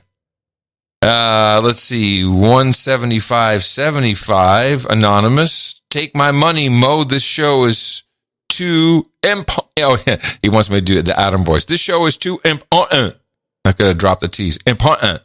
No one can call me a deadbeat. Angry hair. Okay. The People's Republic of Maryland. RLTW, Ride Like the Wind, possibly. I believe that's what it is. Let me deadbeat just in case that's better. That's what he meant here, yeah. Congratulations. You're no longer a deadbeat. EP credit goes to Alejandro Olocher, $100. I'm so grateful for you, Mo and Adam. Gratitude is underappreciated in our civilization. It grants us interest in all things. It lights the room you occupy, ignites your fascination, and allows you to care for all things. Gratitude acts as an antidote to violence and malice. It is essential to the advanced spirit, for if one takes gratitude seriously, it leads you to the infinite mystery of existence. Oh, man, that's deep. Thank you. P.S. I don't know how a guitar tech / leathersmith can be of assistance to you, but I offer my talents in addition to some treasure. Yes, time, talent, treasure. That's all we ask, and it's all we need, really, to produce this podcast. We'll get back to you. A leathersmith? And a guitar tech. We can find work for you. We'll find something. We're ramping up. Don't worry. Mo's taking meetings. He's got a calendar. He's talking to people. The booking information is in the link tree. And I just let people know I had several meetings last week talking to producers. So this is a real thing. And just to go quickly back, what was her name? I lost her name there. Lorraine? Lorraine Converse. Mm-hmm. She's a project manager. I added you on No Agenda Social. We'll be talking. Nice. So, I'm utilizing every option given to me. It's fun seeing a new empire being built. Lovely. I'm in my cocoon. Yeah. David Roll, EP credit with $100. Here's a 10 times spot for buying one Sherman tank round in the southern hill country of Texas. Mo, make sure you get the fire at Adam be the target. It will just be a flesh wound. Give blacks tanks. Hey, you would love that, Mo. This ranch I went to. Yeah, I was hearing about that, getting to shoot stuff. That sounds very flamethrowers, driving tanks around. It was crazy. Yeah, it was a very fun birthday party. GBT. Maybe for GBT. Maybe for your 50th. Maybe for your 50th, I'll let you shoot a tank. How about that? All right, man. I'm all for it. Nicholas Ray, EP with 100. Love all the shows, and the lost tapes have been fire. Sorry to hear about the job, but you are destined for greater things, Mo. Stay strong, and we will continue to support you. Exactly. Facts fam. Rochelle Stowe, grateful for you both. Mo and Adam, love you guys. Keep it up. Thank you, Rochelle, for your $100. William Bullock with 100, no note, but we do appreciate it. Then we have Daniel Miller, who has 2 donations, which total 100 together. So I'm just going to count that as an executive producer. Mm-hmm. And I'll read these notes here. One for 75 and one for 25. Keep up the good work, guys. You guys are breaking down huge topics and defeating talking points with proof and logic. You guys are making the world a better place. Thank you. And thank you. Second note, I've listened to almost all the episodes now, and the spells you guys have broken for me have been amazing. I hope this continues for a very long time and reaches many more people. And I need to thank you very much, Daniel. And I need to thank Dreb Scott, who has been doing massive work. He's going back and doing chapters for all these previous episodes. We're going to get the transcripts in so it's all searchable, because if there's anything I know, what I want, and maybe there's someone out there who can help with this, since all the show notes are always are in structured XML, and we have all these transcripts. It would be great if there was just one place where you could go and you type in, that one, oh yeah, Adam and Mo were talking about this thing. And it would be a search engine, and it would pop up. I know it would pop up clips. It would pop up the episode. It would pop up the transcript. That's a project we could really use, because I think that's the content that you've put together for us, Mo, and the whole podcast. It's worthy of that. It's really important.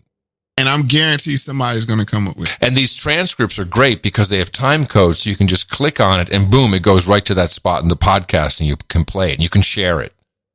Podcasting 2.0, baby. It's what I do when I get up in the morning. Favorite podcasting again. Lanvi Nguyen. I know how to pronounce this, more or less, I think. I'm close. 8888, and that's associate executive producership for episode number 72. Traditionally, Asians believe in reincarnation, so a number 4, meaning death, turns into 8 for luck and good fortune. Ah, yes, the 4 8s. Congrats on setting a strong new course forward. 8888. Also, I'd like to thank Jennifer for giving me a shout out in the last show to remind me that family means supporting each other, and that we do that here at the Moe Factz family. I hope this support game of tag will continue.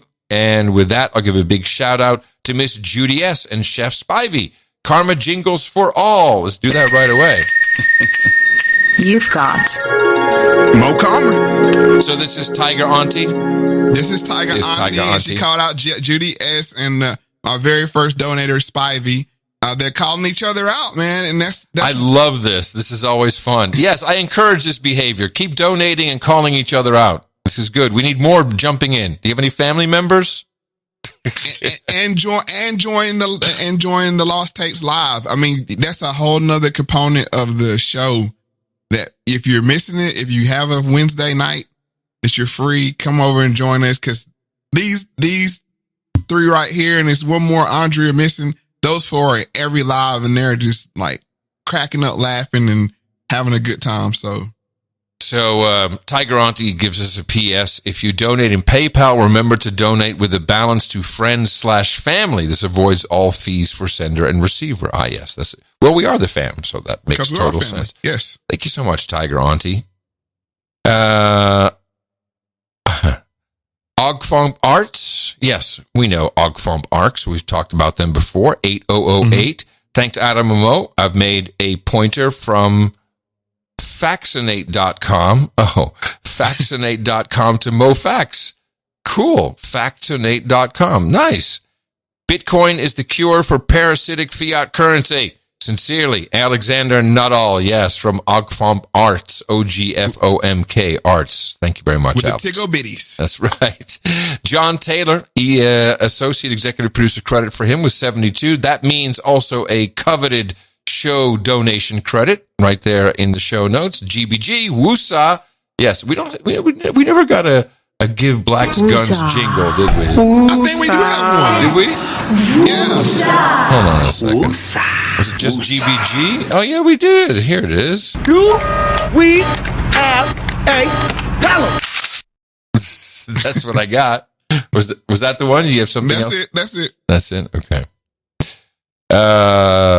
Onward to second show number donation. John Cornforth, $72. Cornforth. You better get it right. Yeah, Cornforth. He even gives me a pronunciation guy. Yes. Mo and Adam, thank you for continuing to open my eyes to the reality we have lived. Every episode is a history lesson that makes me reconsider the ideas I had and choices I made. I'm blessed with a supportive wife and 2 beautiful daughters. We have happily lived outside of the matrix our entire adult lives. I know that Mo will come out of his current situation better for his decision. Aloha from currently the freest island in the Pacific Ocean. Please de-deadbeat me. Congratulations. You're no longer a deadbeat. Thank you very much, John. It's much appreciated. AEP credit, Olaf Wolf 6006. Thank you for all the provided information and the value. You're welcome. Paul E. Lovato, $60. And he says, happy birthday, Mo. Much love to you both. That's very nice. You caught. I must have been listening to the live. Must have been watching the live to know it was your birthday. Mm-hmm. Or you jumping up and down on Twitter, probably. Christopher Bargeron, double nickels on a dime, 5510. About time I stopped being a deadbeat. Mo, the effort you put into these presentations and the smoothness of the conceptual buildups are amazing. Thank you. Adam, he says, well, you already know. Yeah, I know. I'm great at pressing these buttons. Congratulations. You're no longer a deadbeat. Couple more associate executive producers for 72. Zach Welch with $55. My dude, when is show on whites appropriating BC? I'm thinking meaning black culture. I guess. Yeah. We talk about it almost every other show. So I was going to say it's kind of woven into everything in a way. It's kind of built. It's kind of one of the third pillars of the show. All right. So to be continued, Zach. Aaron Hardy, 5424. Thanks. He says, I really love the show. I heard you on the Oddcast and I've been listening ever since. Great work and God bless. Is that an appearance you had on the Oddcast? Yes. When was this? More appearances to come to the Man, Oddcast. you got to be texting me when you do this. You know I'm not on Twitter enough, and you know Twitter is racist and doesn't show me your tweets all the time. Oh yeah, you got the feed that I don't pierce through.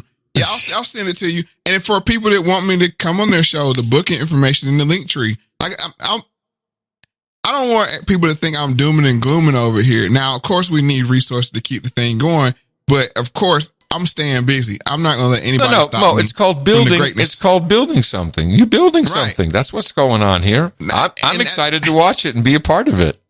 And my calendar is like full. I'm staying busy. We call that a dance card, Mo. Your dance card. Okay.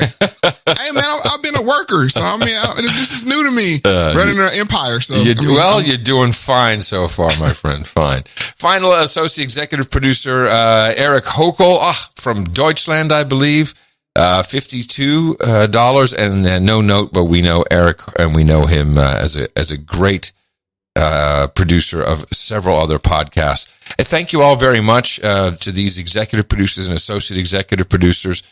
These credits that you get are real. They're listed in the show notes. If you can use them, by the way, for anything, for if you want to produce any other stuff or just want to put it on your resume or even people put it on IMDb, you can get on IMDb with this credit. Go ahead and look at some of the Moe Factz credits. I think we have a few who are also in there who are big-time Hollywood people. That's real. We got a few more people, too. But we have more? I thought we didn't. Yeah, no, it's a long list. I mean, nice and long. Oh, I'm confused. I'm sorry. Collectively, yeah, because William I see what happened. Sola came in collectively. Oh man, I was already thinking that was it. This is great. Look at this support. All right, so yeah, William Sola came in with what is it, 53 total? Yes, 73, 50, 73. It's the ICU donation. Yeah, the 2020. Oh, the 2020 is the ICU. Oh, I got you. Yes. Right. Yes. And he also says GBG, value for value, FJB, love and respect. Bill Sola. Thanks, Bill. So that is also associate executive producer credit for you. C. Davis with the 50, no note. Craig Scott, 50. Like my mom used to say, don't spend it all on candy. He is known as the Zigzag Wanderer. Edwin Torres, GBG, he says, $50. Maryland Plaza, $50. Jobs karma for all of us that are in the same boat. Get the V or the boot. I got, quote, the email a couple of weeks ago. I had 3 options to answer. 1, are you? 2, if so, provide proof. Oh, that's still 1. 2, not yet, but will before January 4th. At 3, no and don't intend to. Went with 3. Now just waiting to see what they say. It was sent the week before OSHA put a halt. Yeah, Maryland. First of all, this is so incredibly nice that that you're supporting the show in your own situation. But I have to say, I really do believe in jobs karma. You know that. Yes. That it's really odd. It's something about. What is it? It's the collective. It's the collective. Everybody wishing her well. It truly, it really is. And there's something about, we do it on the No Agenda Show. I've been doing it for, 10, 11, 12 years. And it's just amazing how many stories we have of people saying, I want some jobs karma. And then it just happens. And it's the collective. It's some kind, I don't know. It's almost, to me, almost a religious experience. So here it is. Jobs, and jobs. Let's vote for jobs. You've got Moe Commerce. So now, Marilyn, you have to let us know what happens. That is your responsibility to let us know if it worked. Because I think we've only had 1 or 2 jobs karma requests on Moe Factz. We'll see if it works here as well. Zachary Maywood, Zachary is going to be our final associate executive producer with $50, and we appreciate that, Zachary. And that is going to do it for thanking these EPs and AEPs, and a reminder that it'd be great if everybody can also start building towards the future, in addition to these PayPal and Cash apps, with some Satoshis with an app from newpodcastapps.com. And thank you all so much for producing episode number 772. If you'd like to be an executive or associate executive producer, go to mofactz.com, or you can go directly to our donation page, which is mofundme.com, MOEFUNDME.com. Thanks again for producing episode 72, Moe Factz with Adam Curry. All right, so to bring people up to speed, we're talking about the Duke lacrosse case.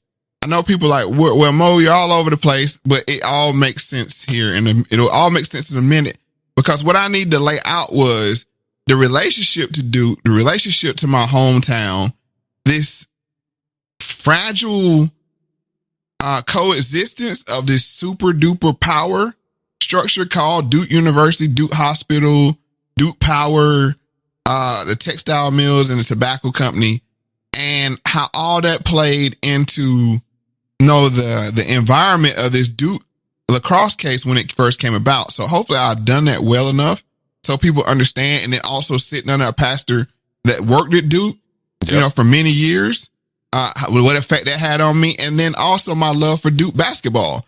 Now, Duke basketball is the big draw at the university. I had to tell people this right off the bat. It's kind of like, what's a rock group where the fans is bigger than the artist itself? Grateful Dead. It's kind of like the Grateful Dead. I mean, the Cameron Crazies are the bigger draw, and a lot of kids go to Duke just to be part of this group of fans. Mm-hmm. So much so that a guy recently paid $1 million for 4 tickets to Duke. He paid $1 million for 4 tickets to the last home game against Carolina. Wow, that's not very elitist. Right. So this tells you, and it's exclusive. It's not a big stadium. It's a small arena. So they have to actually spend the night in what's called Shasheskyville after the coach to get tickets. And I'll talk about on the other side of this, but just to give you context to it, this is Duke's Cameron Crazies. For our students and our fans, it's become like a rite of passage, like it's something that you have to do.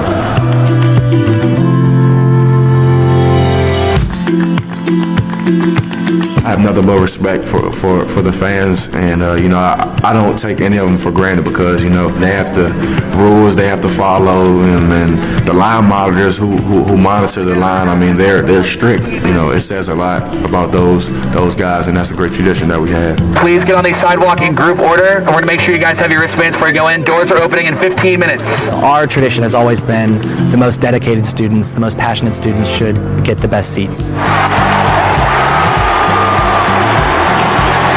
Cameron Crazies, it's a really integral part of our culture as a campus and our culture as a university. It's something that brings our entire student body together in a way that a lot of things on campus just can't, just because of the way that it's such a common experience that everybody wants to experience together. Really, a lot of the graduates, they'll say, boy, that I learned so much about myself being in there. I got to know my classmates or other Duke students in a great fashion. And then, Coach, thanks. We had an incredible experience in Cameron. Trying to get it to Jaleel. Does over the top. Up strong and punches it home with the right hand. We do our best to research the opponents. We research their strengths, their weaknesses, kind of embarrassing facts about them, and anticipating what would get under their skin the best. And making sure that people are being loud enough, people are cheering, making sure that there's good coordination between the side undergraduate sections and the 2 graduate ends is a very important part of our job, and something that we take very seriously. And that's something that that's been going on for ages here.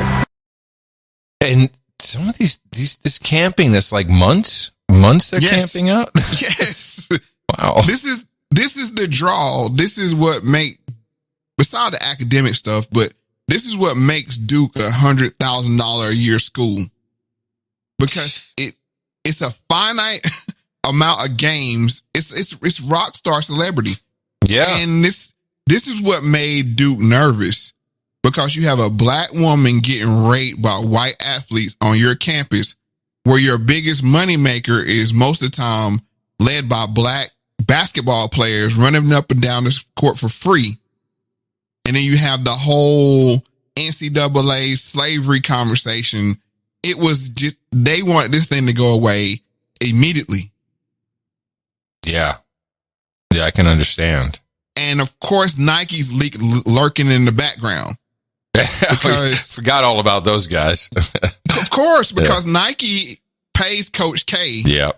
Which he recruits the players. The players play for free. Of course, they get a. Now, is that all okay and legal for the coach to get paid by Nike? Yes. That's crazy. I mean, this is the power structure. Like I said, gives the imagery of slavery.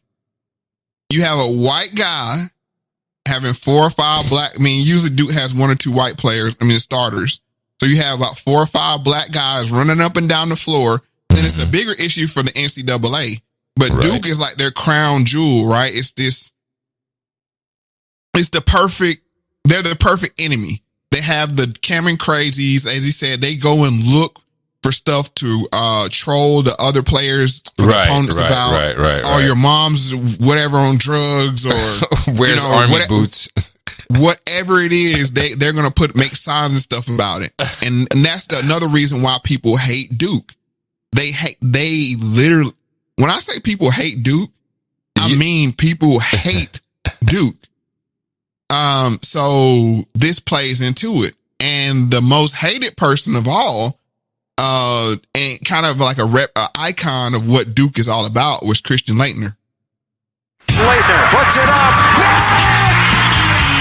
I hated Christian Laettner. He was a bad dude, but he could back it up with his play. It was good versus evil. We didn't like him. I wanted to jump down and punch the dude in the face. If people think sports is goody-goody, touchy-feely, it's not. What if I told you, haters gonna hate?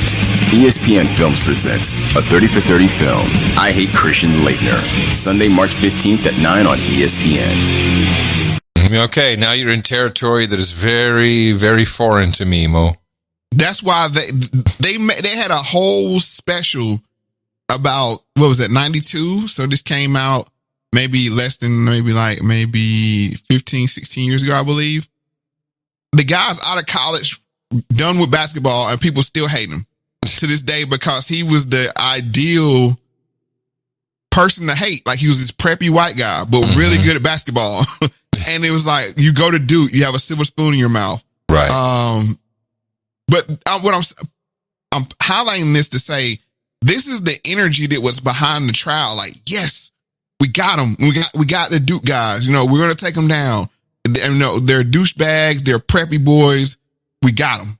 Right. And that was why the media latched on to hating Duke, because you have like this highly educated and then highly winning team. And Coach K himself, I mean, he was known for cussing out refs. He came out under Bobby Knight. So he was that kind of guy. I don't know if you know about Bobby Knight. Yeah, so, sure. And yeah. And there could be some MK Ultra kind of things going on with Coach K, but I won't go there because he did come from military. Oh boy. Come on, Mo. I'm so disappointed. Not going there. No, I'm not going because I don't have the facts there. No, but I'm just saying that. I'm just kidding. Yeah, I'm just saying that it's to have that high level of influence over. I'm not talking about just college players. Right. He coached the dream teams, and everybody would come back like, "Oh, I'm so much better because of Coach K." So there's some stuff there. I mean, there's some tidbits there that you could probably run with. Got it. But we have Jalen Rose. Oh, the Fab Five. I don't know if you heard of the Fab Five or not, but they were like 5 freshmen that played at Michigan, right? And they were like the hip hop team in the 90s. Okay. They had like the ball heads and the black socks and everything about them, just like saying, just spoke to hip hop. So Jalen Rose, he hated Duke as well. And he's on record here talking about how he hated Duke and Christian Laettner and Grant Hill. The first year, the Fab Five, with all freshmen, go to the NCAA championships. That is crazy. It's never happened before. It'll never happen again. And you guys hated Duke. Yeah. Despised them. You actually called the black players at Duke house Negroes. That was the young me speaking. Yeah. This was the inner city kid from Detroit that felt like I wasn't getting an opportunity based on my zip code and the financial standing of my family. But you were in a fairly high opportunity situation at that time, though, weren't you? I mean, you were going to the NCAA finals, in a spectacular team. And when the season ended in April and May, I was right back in the hood. Gotcha. Staying at my mother's crib that I grew up in. Gotcha. The same environment. The entire world gets to see me on the big stage, rocking the big shorts, black shoes, black socks. People naming their kids Jalen, that's now in the NFL or the NBA. People rocking the Huaraches. Right back on the block. That made you bitter. Of course it did. So this goes to show you how the kids from Michigan, the Fab Five, the hip hop basketball players, they hated the Duke players. Yeah. I know I keep saying that, but you can hear it ingrained in, and it's not they hated them personally, but it's like, oh man, and this is where the hate comes from now. This is what you're seeing now, that like, oh, let the world burn kind of thing. Like, tax the rich, eat the rich. This was the mentality then. And it was just was anybody really noticing this, or is this just hindsight where it's so obvious when you put it all together? I mean, did you feel this at that moment the way you do now? Yes, because that's the thing about being a black Duke fan. You kind of get the same mentality. I mean, kind of, oh, you're a house Negro. You like the white man's team. Especially in North Carolina, because the opposite would be the state university. It's obvious. UNC. It's obvious the problem with race in America is all surrounding one thing. We have to ban basketball. That'll never happen, especially on Tobacco Road. And I could even be I won't even have that conversation with you. No, but it's a representation of, they have it all, right? It's like you can't be rich and good at basketball. I mean, like, geez, leave basketball for the poor the poor guys, right? So that's what really is. And they were good. They were really good, and the coach was really good. And it's just built the hate up for the team to the point where he got frustrated that he called Grant Hill one of the best players. The Duke basketball team. Predominantly white players? So here's the thing. It would be, you would have like 3 black players and 2 white players. So you would think it would be the perfect representation but Coach K would only take certain kind of black players. Oh.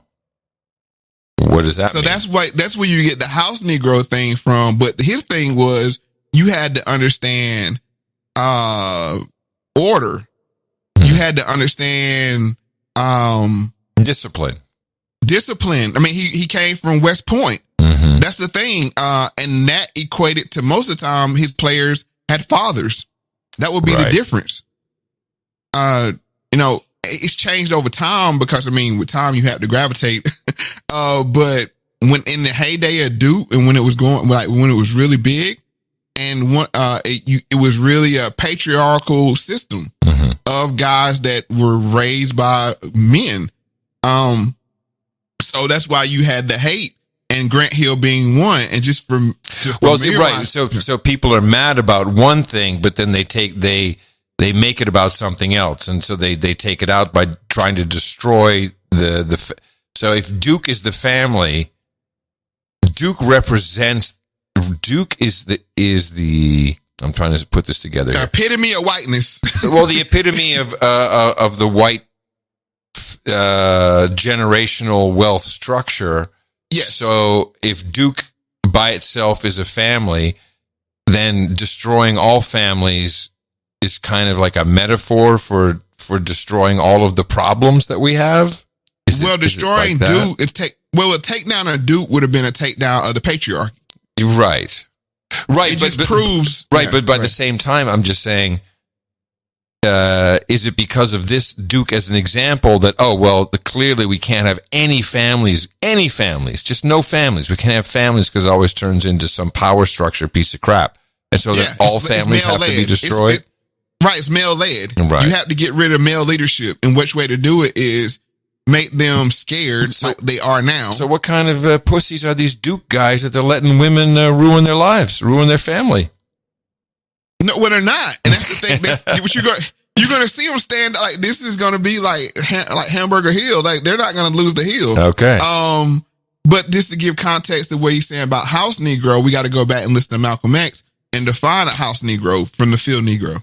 Back during slavery, when black people like me talked to the slaves, they didn't kill him. They'd send some old house Negro along behind him to undo what he said. You have to read the history of slavery to understand this. There were two kinds of Negroes. There was that old house Negro and the field Negro. And the house Negro always looked out for his master. When the field Negroes got too much out of line, he held them back in check. He put them back on the plantation. The house Negro could afford to do that because he lived better than the field Negro.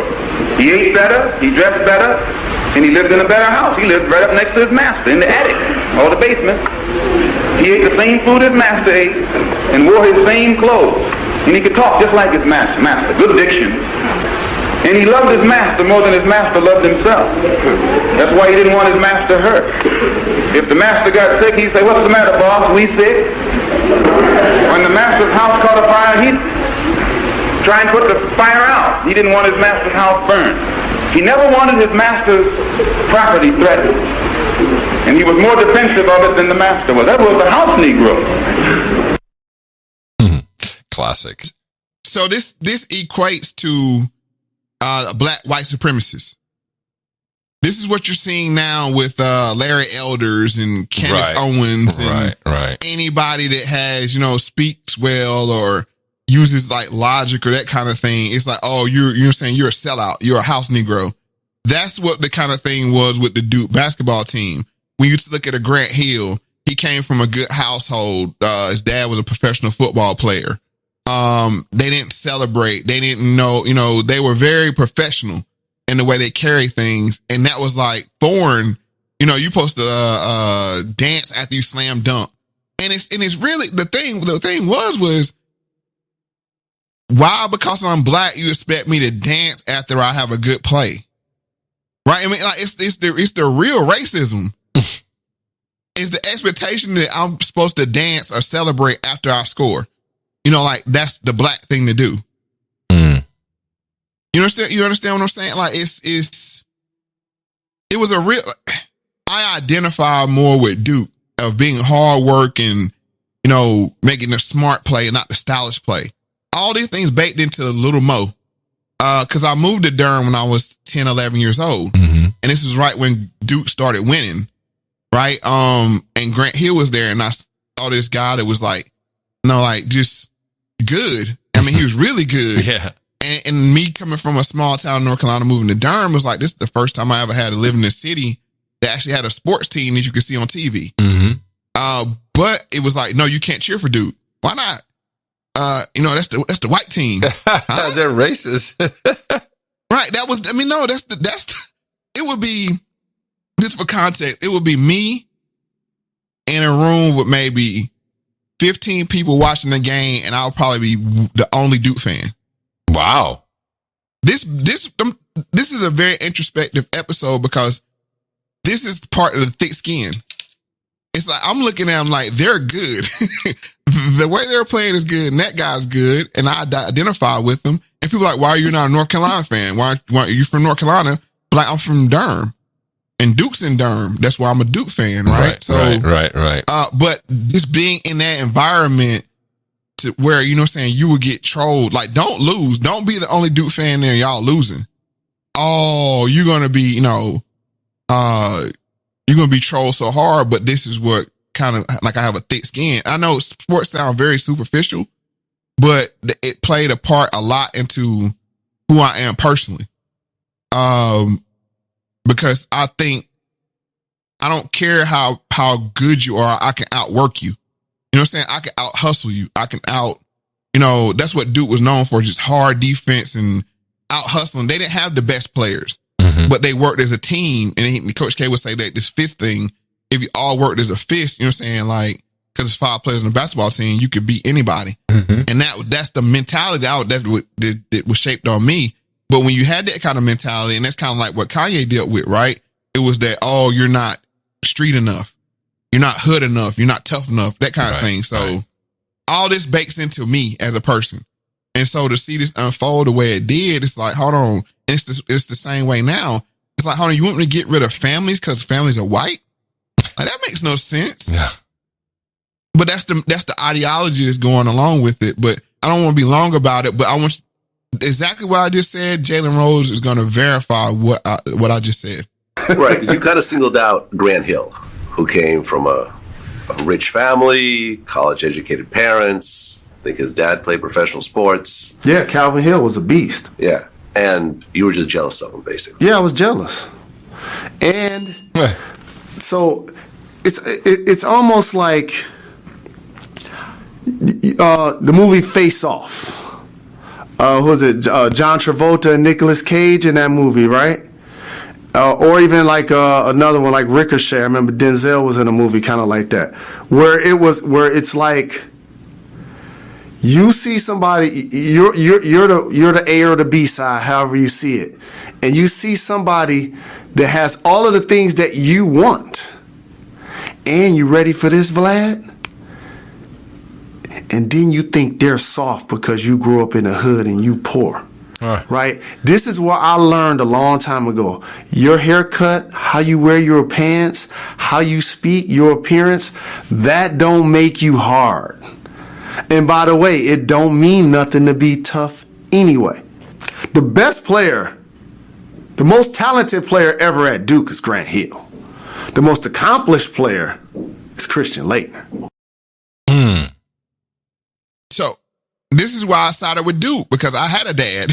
I was more identified with Grant Hill than Jalen Rose, because I had a dad, and people were like, "Oh, well, you don't know what the streets is about because you live in a nice neighborhood, or your dad's a teacher, your mom's a social worker, so you don't know the struggle."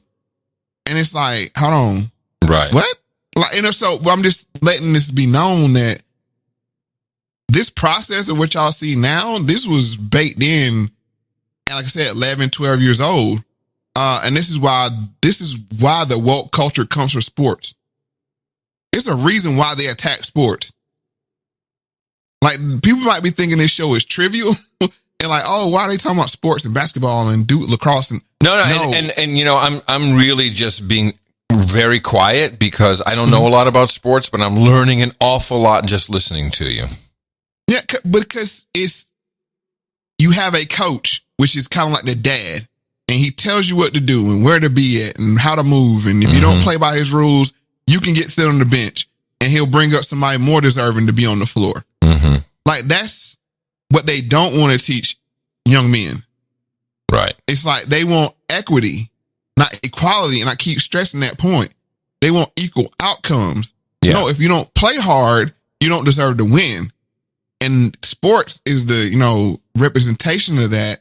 And that's why they want to destroy sports. That's why every time they try to destroy this, whoever it is, they want to come at the sports. And the Duke lacrosse case was perfect because it's the white rapist.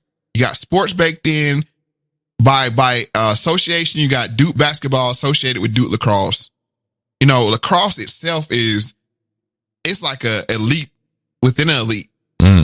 Because in high school, my school was like the only team in the county that had a lacrosse team.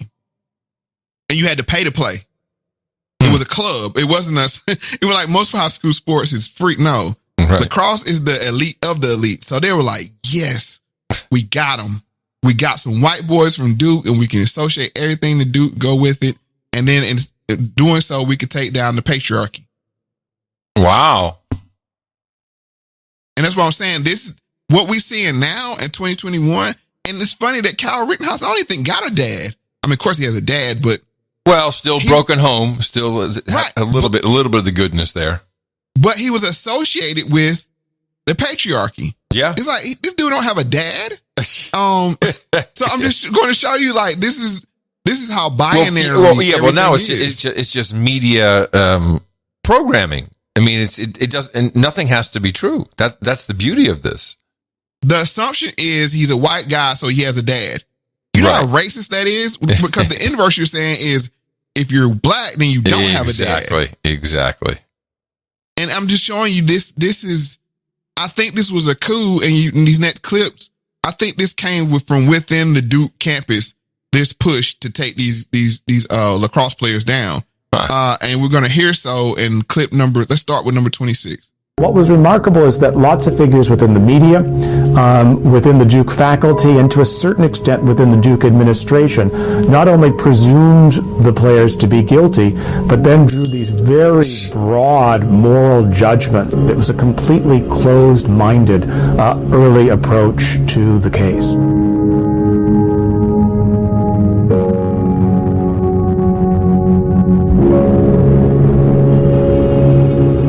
My name's Casey Johnson. I'm a professor of history at Brooklyn College and the CUNY Graduate Center. I wrote a blog on the Duke lacrosse case called Durham in Wonderland and co-wrote a book on the case with Stuart Taylor called Until Proven Innocent.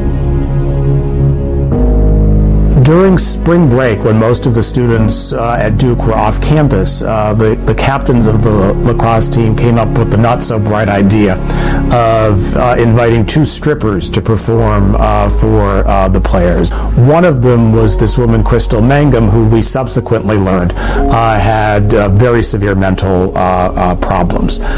She arrived, she had no particular interest in performing. It appears as if she was on some sort of combination of alcohol and prescription drugs, and the party relatively quickly turned ugly. There was a shouting match between the other dancer and members of the team. By this point, most of the guys had already left. Wow. So this is where mental health comes into it. Yeah. This victim, and that's why I haven't talked about her very much, but this alleged victim was a pawn. The powers that be saw her as. Yep. Go ahead. It's very clear that she wasn't a credible witness, but politics kicked in.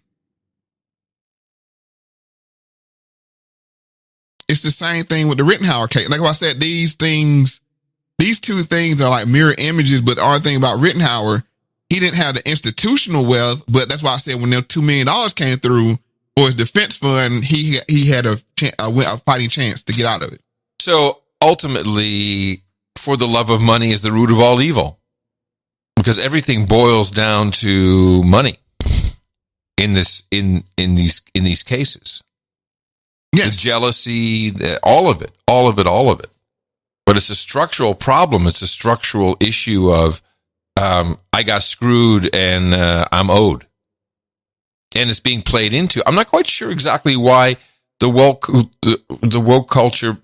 I mean, it's just, it doesn't seem like it would ever be powerful enough to take down these types of institutions. Are they just trying to carpet bomb with as much as possible all the time? Yeah, it's a continuous struggle.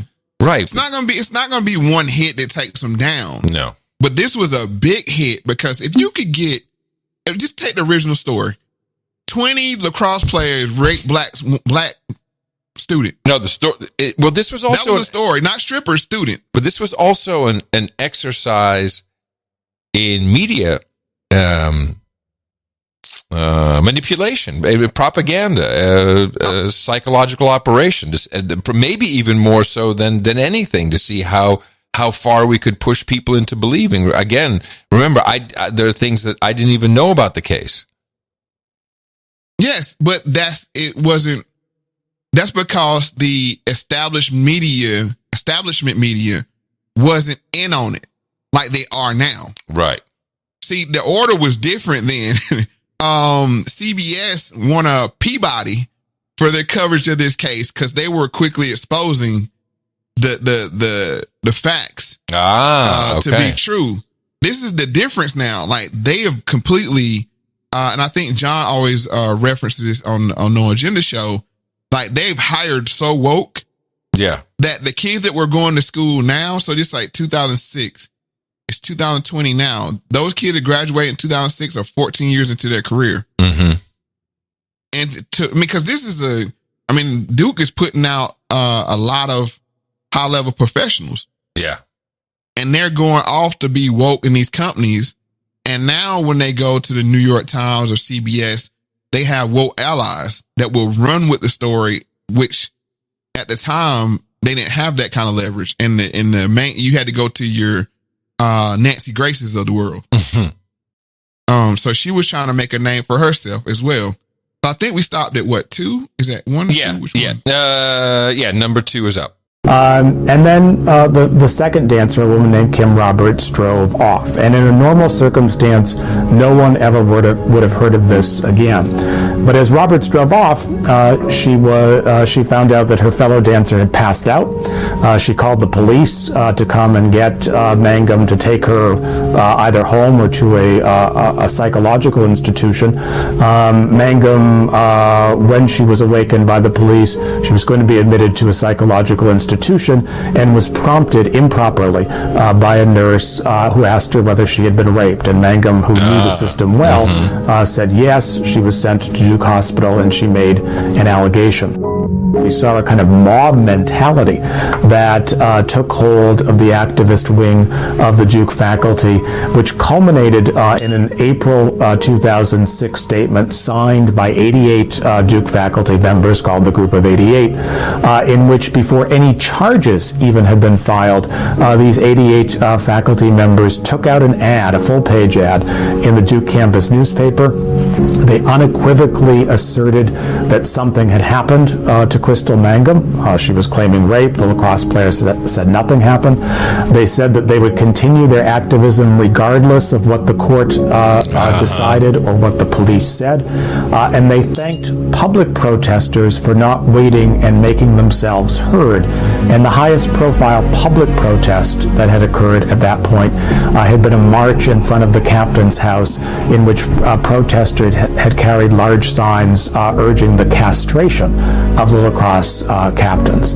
So this was, it was a complete abandonment of any pretense of objectivity, of any interest in the truth. It's starting to make sense now? Yeah, oh yeah, totally. 88 faculty members signed on before even any information was known, basically. Right. And celebrated the protesters, saying, whether we're right or wrong, we applaud you for protesting. How does that happen? What do you mean? It's a coup. This was a coup. They were trying to take. But that's a lot, man. That's unbelievable. Right, and this is why I'm saying one DA didn't decide to throw his career away. You know what I'm saying, for a political gain. Right, now, he could have, but it doesn't make sense. Yeah. We understand the good old boy network. Trust me. When you live in a town like Durham, you understand. You come at Duke, you can get canceled. I mean, you see the kind of power that they have. But they still, those 88 still said, no, activists, protest. They're saying protesting out in front of the frat house, castrate them. It's like I said, this is a glimpse into where we're at now. That I actually remember. I remember the castrate them thing. So that somehow that I and that's not going, but that's representative of what? Castrating the patriarchy. Oh yeah. Take their manhood away from them. So, and like I said, I'm not going to play these games like, that the stigma wasn't there that Duke was racist, because that's why I played the clips from my pastor. They did look at not particularly these two women because they're black, but these two poor women. Yeah. That, you know what I'm saying? Like they're objects. Come over here and entertain us. Shake it up. You know what I'm saying? Do what we tell you to do, kind of thing. So there was some kind of authority there that they were trying to flex and privilege to say, okay, yeah, we can just call in strippers and you're our entertainment. You do what we tell you to do. Well, so just to be fair, that is kind of the relationship between escorts / strippers who do house calls and the customers. It's not, this has a whole racial element to it.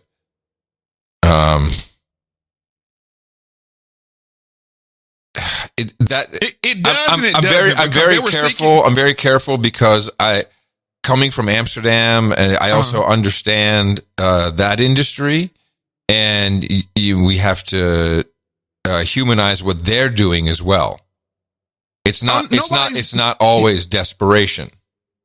No. Some women choose to do it because it's a lifestyle. You know what I'm saying? And that's the point. Like, I mean, it's a choice. Like, it's my body. I can monetize it any way I want to. Part of that deal is the, do what I say, take your clothes off. It's a sick game when you look at it kind of in that way. But I'm just saying that's not necessarily, to me, it's not the best example of objectifying a person. That's like a contract to objectify. No, what I mean by objectify is that this is part of the college experience to come here and do these kind of things. Like, Okay. I'm sorry. I forgot these are a bunch of 18-year-old turds. You're right. I'm sorry. I forgot about that. Right. Part. I mean, it was the point. Yeah. It was the point. It wasn't have to do anything about sex, I believe. It was the point of entertainment. You're our entertainment. The same way they look at the basketball players and run up and down the court. You're our entertainment. I mean, it's part of the amenities. It's so difficult for me because growing up in the Netherlands, at the impressionable age, let's say going from 13, prostitution and these types of things were no longer so, but were considered very normal parts of normal day life. So I have a very different experience in general. Like this. It's hard to explain. It's just I have no cultural reference to any of this. But it was a rite of passage to go to the strip club as well for young men in Durham to go over to a club called Brothers 3. Of course. So I mean, like I said, it's not the point about the sex aspect of it. It was just that the power that, it's the power structure, not the sexual aspect of it. Yes. So again, uniquely not Dutch. So that doesn't exist, like Porky's, the movie Porky's. That was a huge hit in the Netherlands, and everyone go like, "Wow, they're crazy in America." But that's what those young boys were going to college to experience. That Porky's experience. That's the collegiate or Animal House or... Yeah, and should I tell you, this is one of the main reasons why I dropped out of college, because I got there, I wanted to learn communications, I wanted to be on the radio, I wanted to do management stuff for the radio, and all it was Porky's. And I called my mom and said, I got to leave here. This is not for me. So now you understand my context. Right. And you know what? That's why I switched colleges 3 times. For the same reason. Yeah, right. You were never on campus, right? You lived off campus. Right. So it was like I went to class, not college. Right, exactly. Because I found college to be very, I don't know. It sounds like it can corrupt a lot of people easily. This is where the Illuminati and all this begins. I mean, it's... Sorry. I think we got to calm down on explaining how it all works, Mo. No, this is the power. This is the power structure. This is the... You're right. It doesn't matter what grades you make. It's who your roommate is. It's what frat you're accepted to. Right. This is the real power structure, and this is why people on the outside hate them. This is why the admission scandal got more attention than the Ghislaine Maxwell case gets attention. Yes. We want to see rich people burn. that we don't like. If we like you, it's cool. You know what I'm saying? But if it's rich people that we don't like, we want to see you burn. Right. That's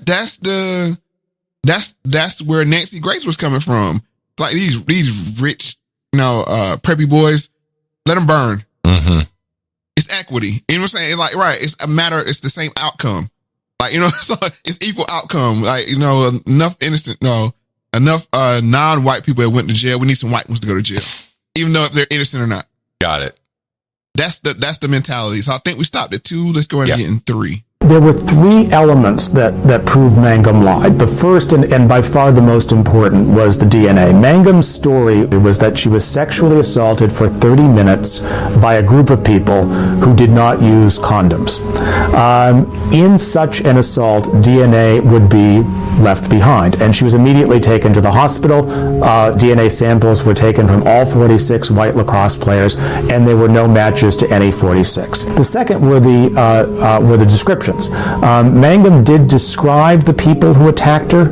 Those descriptions didn't resemble in any way any of the lacrosse players.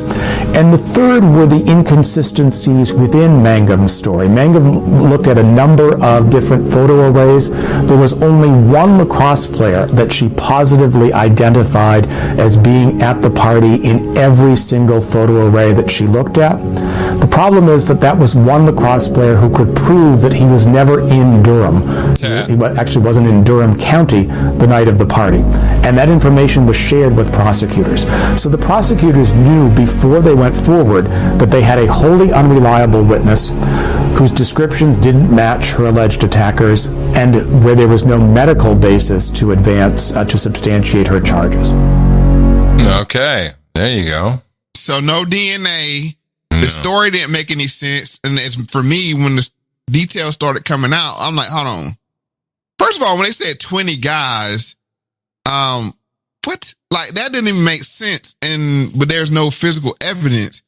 So when things start coming out, you just start looking side out. But on the ground, things were still tense. Because it was the matter of, regardless if they're guilty or not, they were going to get away with it either way. Yeah. So that's what we're attacking. That was the mindset, and I think that was the mindset of the group of 88. It's like, let's get them, because if it's not now, they'll do it again.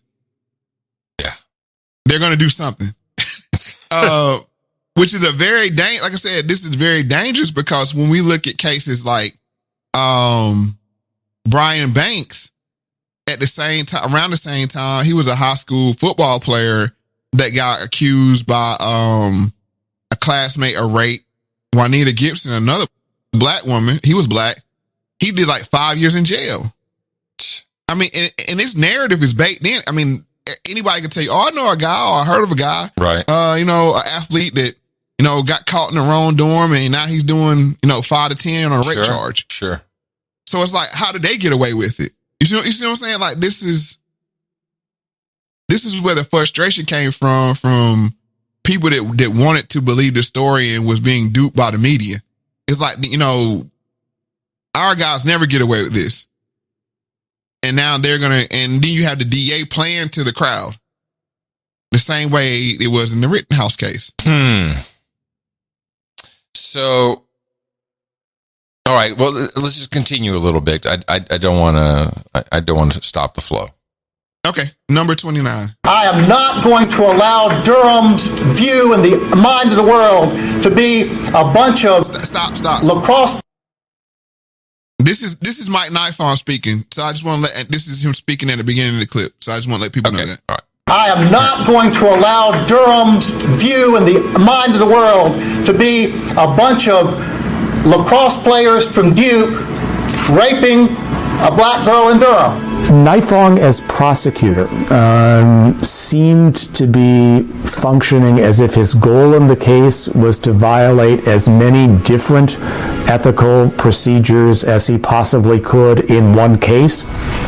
So, he ordered the police to run this rigged photo lineup that contained only photos of lacrosse players, so anyone Mangum picked could be charged. He conspired with the former head of a DNA lab to ensure that the lab head would not fully report his DNA results which were exonerating of the players.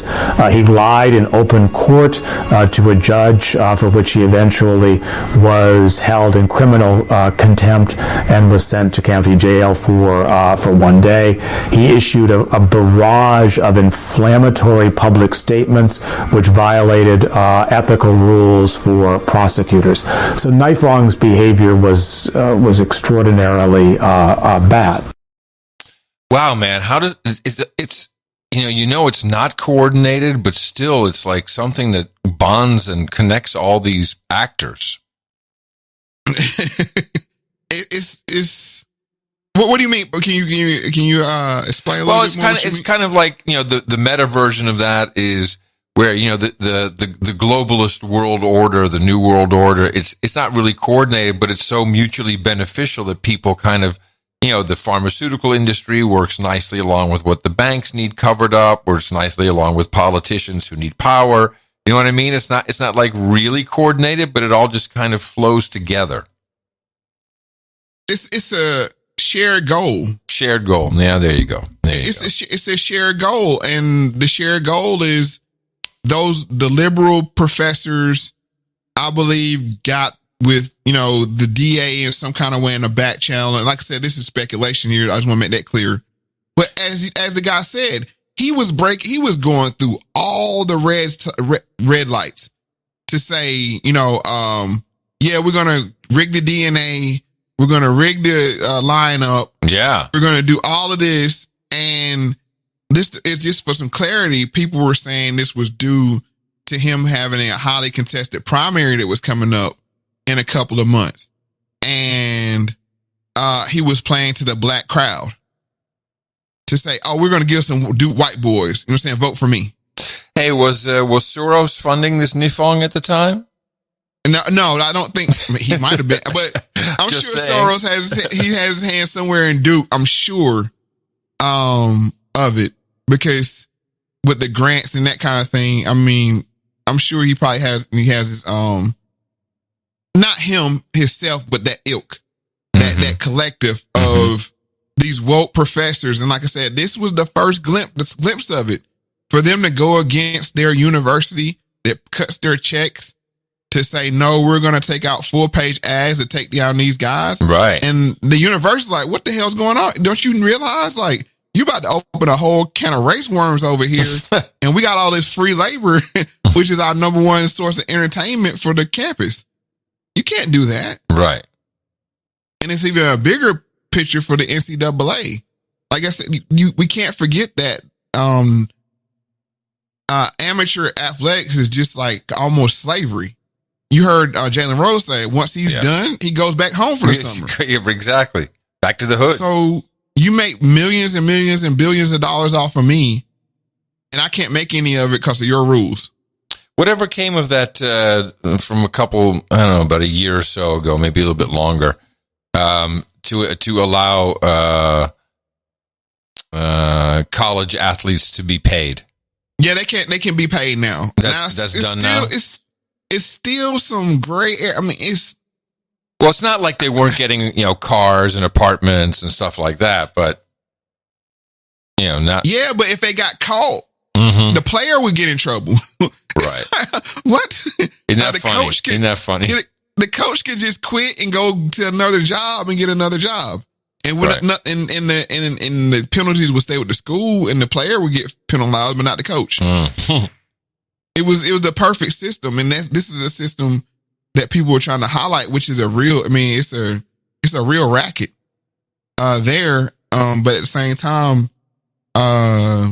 they're doing it for dubious reasons, because they know if they take down sports, that takes down a lot masculinity. Those things. I mean, the same thing with the trans athletes and that kind of thing. It's not the point of you trying to celebrate trans people and their athletics. It's like, we'll destroy the sport. Trying to ruin sports across the board, because sports is not equitable. Right. It's all about, it's a meritocracy. Well, someone wins. Someone wins in sports. That's not cool. And at the same time, this is when you start seeing sports not give trophies. This was the no trophy era. Yeah. Or everybody gets a trophy. Right. So let's go ahead and get to the last clip, number 30. It was, I think, unprecedented, the sort of behavior that we saw from the Duke faculty. I can't think of another instance in modern higher education in which faculty members essentially chose to exploit their students' distress to advance a campus pedagogical agenda, to sort of push their own ideological vision, and to abandon any pretense of supporting fairness, due process, the dispassionate evaluation of evidence. So there were multiple villains in this case. The worst of them was Naifong in terms of the degree of the misconduct. But if we want to look at unprecedented conduct, I think the focus would be on the Duke faculty.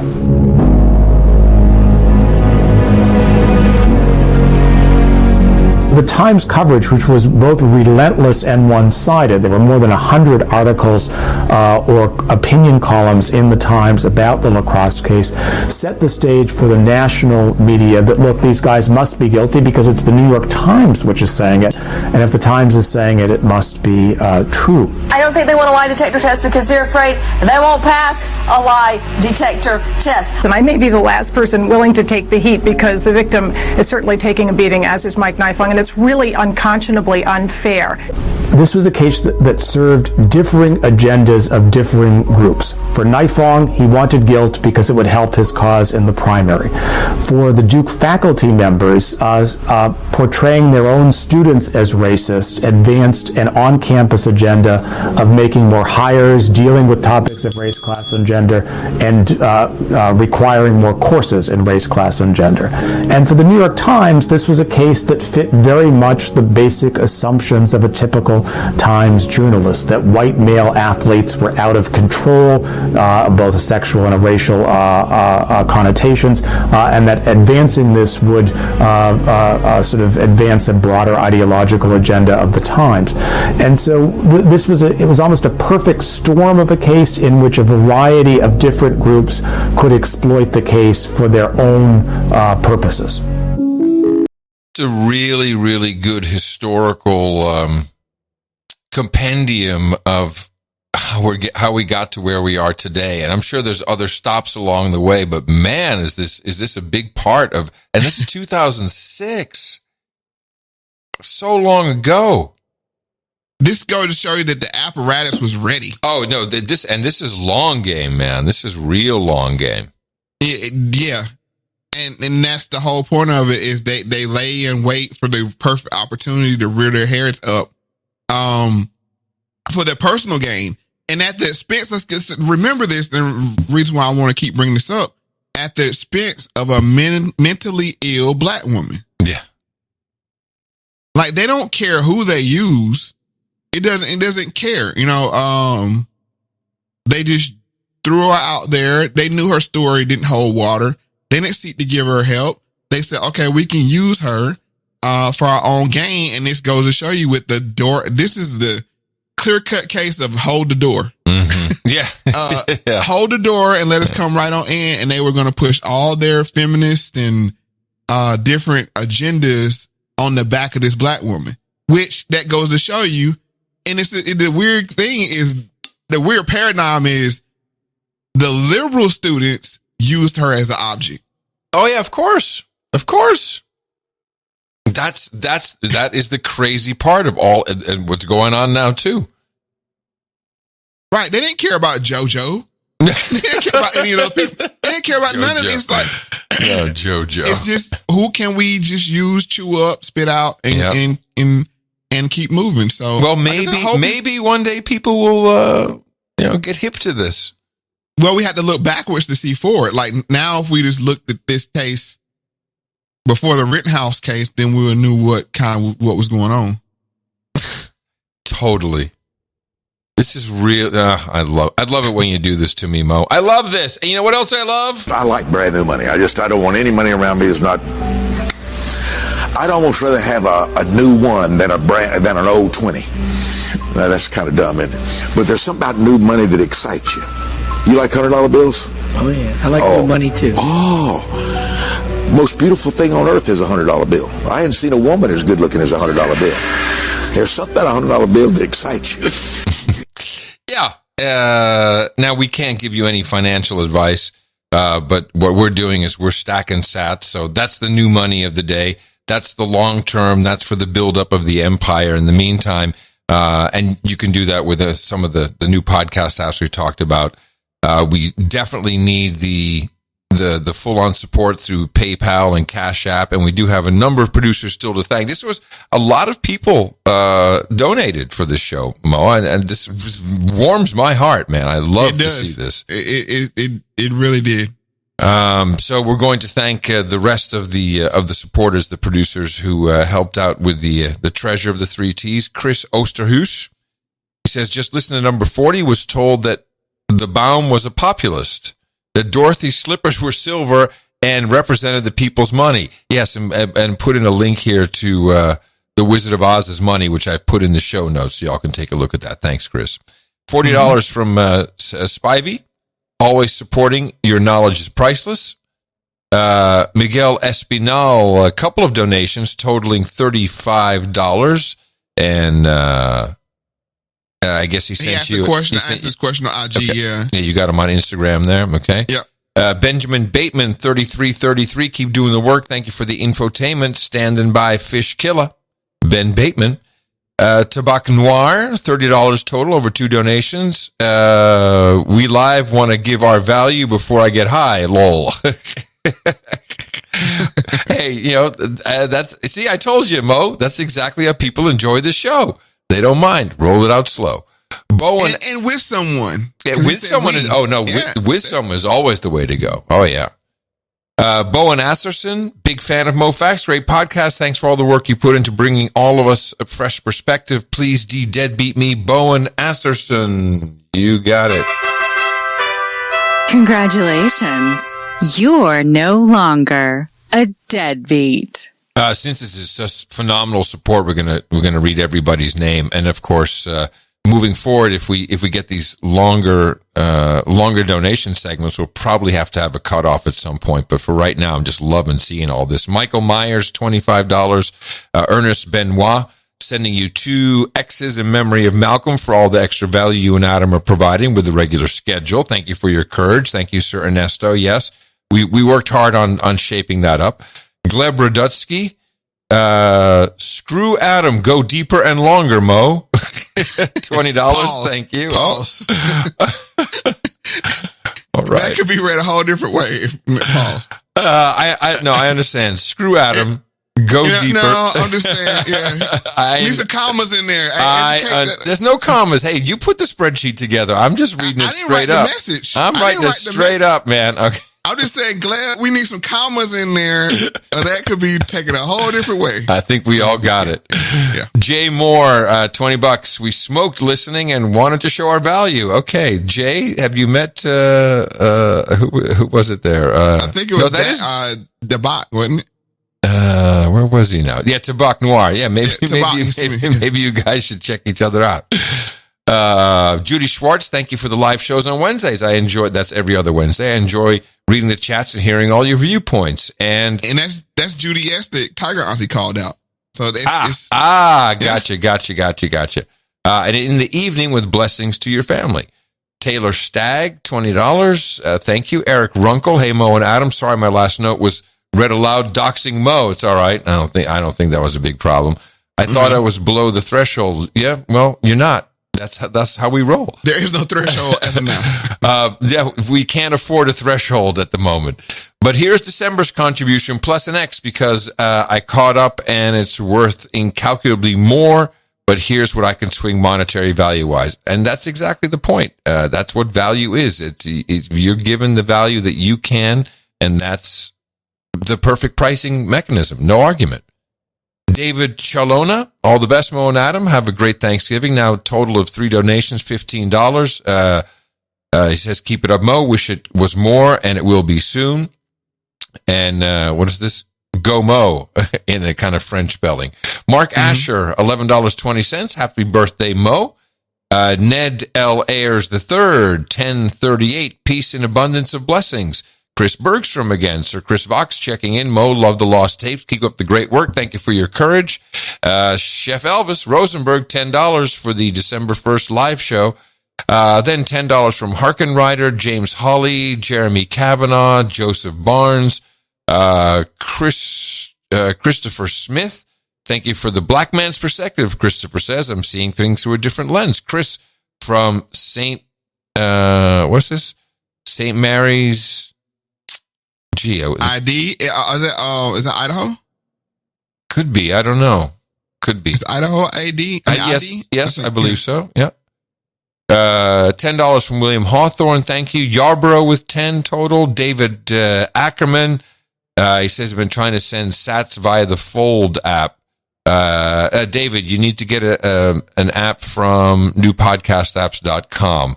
The Fold app is not something that we can use right now. And it should be able, any app you get there with value for value will explain how to do it. Anthony Collins, $5.13. Christian Gallegos with $5. Still trying to figure out how to give monthly. Well, you can set it up yourself, but yes, we need to do that too. Small thank you for the incredible information. Keep it up. I hope all goes well. Thank you. Bless you.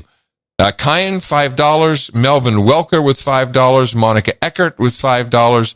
Moises Hernandez, who says, Merry Christmas, y'all, $4.20. And rounding it out, Terry the Human Subscription Keller with his $4.11. No note, but we know he's reminding us that we need to have all kinds of subscriptions for PayPal and etc.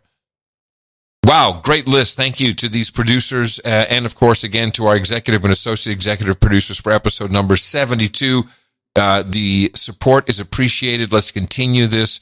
Go to mofactz.com or directly to the donation page at mofundme.com and support us for the next episode. And let's keep that and the lives going. We continue to build the Moe Factz Entertainment Enterprises empire. And thank you all again for supporting us here for episode number 72. I'm not crying for the Duke lacrosse players because whenever you come for the power structure, be prepared for the backlash. And there was definitely a backlash. As I said before, CBS won a Peabody for his 60 Minutes coverage of the Duke lacrosse case. And they were all on the story debunking to protect the Duke University and the prestige that comes along with it. So just an example of that, let's get into number 32. More than 6 months ago, Duke University and the city of Durham, North Carolina were rocked by charges that Duke lacrosse players raped an exotic dancer at a team party. 60 Minutes correspondent Ed Bradley got exclusive interviews with the 3 players charged in the case, including former co-captain Dave Evans. Do you ever think that if this does go to trial, that if you're convicted, you could face a lot of time in prison? Do you ever think about that? Would you? Sure. 30 years I could go to jail for something that never happens, based on a lie. Ed Bradley's here with us this morning. Good morning, Ed. Good morning, Hannah. You spoke to all 3 of these young men. Are they scared? They've all said they're innocent. I think that they do have some fear. As Dave says, he's looking at 30 years in prison for something he says he didn't do. Based on the evidence, they feel they shouldn't be in this position, so they feel confident that they're innocent. You've also spoken with the other dancer who was there that night, along with the accuser, a young lady named Kim Roberts. Let's take a look at that. In the police statement, she describes the rape in this way. 3 guys grabbed Nikki, that's you. Brett, Adam, and Matt grabbed me. They separated us at the master bedroom door while we tried to hold on to each other. Brett, Adam, and Matt took me into the bathroom. Were you holding on to each other? Were you pulled apart? Is that true? No. Did she give you any reason to believe that she had been assaulted or abused in any way? Mm-mm. None whatsoever.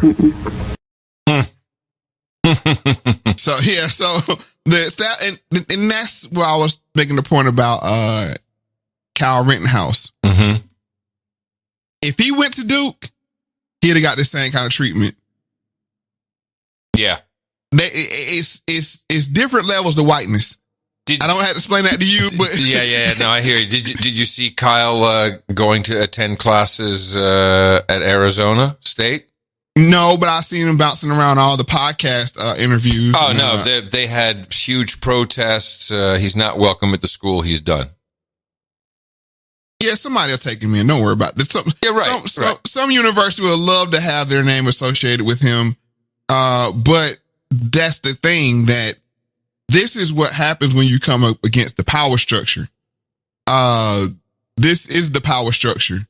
And and the reason why I'm pointing this out is this is backed by family, right? I mean, the power comes from family. When you don't have any family, people can treat you any kind of way. And it kind of felt that way about Kyle, right? Is that, who is he? He's not linked to anybody. Right. You know, we could drag this kid through the mud. Now, if it had been, like I said, if he came from this kind of background that these Duke players came from, the establishment media would have had more respect for him and you know, carried it a different way. Mm-hmm. But he was looked at as an object, the same way the stripper was, you know, the same way the maids are. And this is the two-level society that we live in, that a lot of times people are looked at as objects. And when people that don't exist in that circle, that, you know, that are somebody, and I hate that word, are somebody, but when they get a taste of it, they come out with their guns a-blazing to push back against it. And we're going to see that with the Finnerty family. Just listen to how proud she is of her son. Hi, I'm Katie Couric. Welcome to Eye to Eye. Wednesday marked the end of a long nightmare for the families of the 3 former Duke lacrosse players falsely accused of rape. Harry Smith spoke with the parents of Colin Finnerty about their confidence in their son's innocence and the impact of the ordeal on their family. When those 3 boys took the microphone at that press conference and expressed themselves so eloquently, and your son at the press conference talking about, I can't think of anything in my life that could have brought me closer. These kinds of things tear people apart. He says he brought my family closer together. He's right, though. I mean, we had a wonderful family before, but I can't say this year has brought us closer together. To see the siblings stand by him the way they did. His older brothers were there for him every weekend. His younger sisters were just an incredible amount of support. And as parents, to see that, that's like all your dreams come true. I mean, that's what family is about. And I'm so proud of how they got through this year. That's why they hate. That's why they hate families. Because you can't cancel somebody with a family. Gosh, man. Who are they, Mo? It's the, you would say the academic elite that leans more to the communist side. You know, I was thinking about this, talking about power and structure. You know, so right now they're, you know, Congress is arguing about what more free shit to give away, more money, which, you know, there's multiple reasons for it, but back on the table is the idea of forgiving student debt or up to $50,000 of student debt.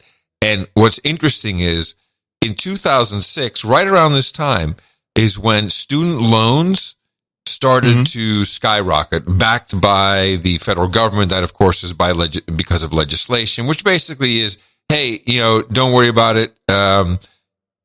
We got you covered. Y'all can borrow from us, and we guarantee that that'll get, you know, to the universities, and we'll guarantee that we get it back because, you know, we're the government and we got the army and everything, and, you know, you can't go bankrupt. You can't get rid of that debt, and that debt now is $1.73 trillion, and that's just the student loans. So that money has gone into the education system since 2006. Probably. You know, over $2 trillion. Holy crap balls. Which makes Duke and schools like Duke even more important. Incredibly powerful. Well, powerful, rich, and yes, and even more important because now you can get a college degree from anywhere. The Duke brand holds, or the Yale brand, or the Harvard brand, they're real degrees. And I made that statement before of my pastor being from Duke. It wasn't this like fly by night school that you can get a PhD from. Right. So it only increases their power. And this is why the admissions is so hard now to get into these schools, because you can go get a college degree from anywhere, and really, it's really diluted colleges. Or the actual stuff you learn. Well, not even the prestige of it. Well, no, I'm just saying that I looked at a study recently that showed that people who do online courses in colleges test better and do better on test scores than people who attend in-person on-campus college. That's why I went to class. I know, but I'm just saying that's what's interesting about it.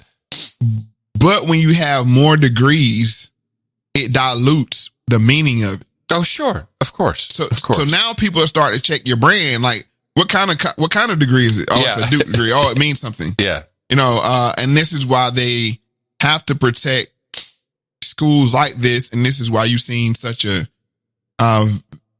vehement pushback on over these lacrosse players. It's a lot at risk. This is why the NCAA is such a powerful institute, because they're the gatekeepers for the entertainment of universities. I mean, who would want to go to Alabama if you couldn't see Bama play football, or Duke play basketball, or Michigan, or Ohio State, or these big schools? These are the draw. This is the entertainment draw. And again, it's so interesting because here is this difference between us in cultural background where I don't have any of that. That was not marketed to me. I was unaware of it. I don't know about the entertainment value. This is why I was not in the American media. But you're in UT though. I mean, UT's right there, right? Yeah, I don't care. I'm saying, but you know how I would guess that you're aware how big of a deal and economic generator it is for those football games on Saturday. Yeah, so you're making my point while missing it at the same time. Okay. My point is, it is uniquely American how the American youth and growing up experience is all geared around this. That is unique to America, particularly with high school sports flowing into college sports, the pep rallies, the cheerleaders. That's not. Do you see cheerleaders during World Soccer? No. But do you see a halftime with bands and Jay-Z performing? No, but this is the vetting system. No, I'm just what I'm pointing out, Mo, is that this is a unique American thing, right? This and it's fascinating to learn so much about it during this show, because you without you knowing it, you're presuming things that I have absolutely no knowledge of. Yeah, I'm aware of that, and that's why I'm taking it, trying to highlight the point that it's not about the sports. I understand, but it's the whole package. It's the marketing. Right. It's the loans. It's everything.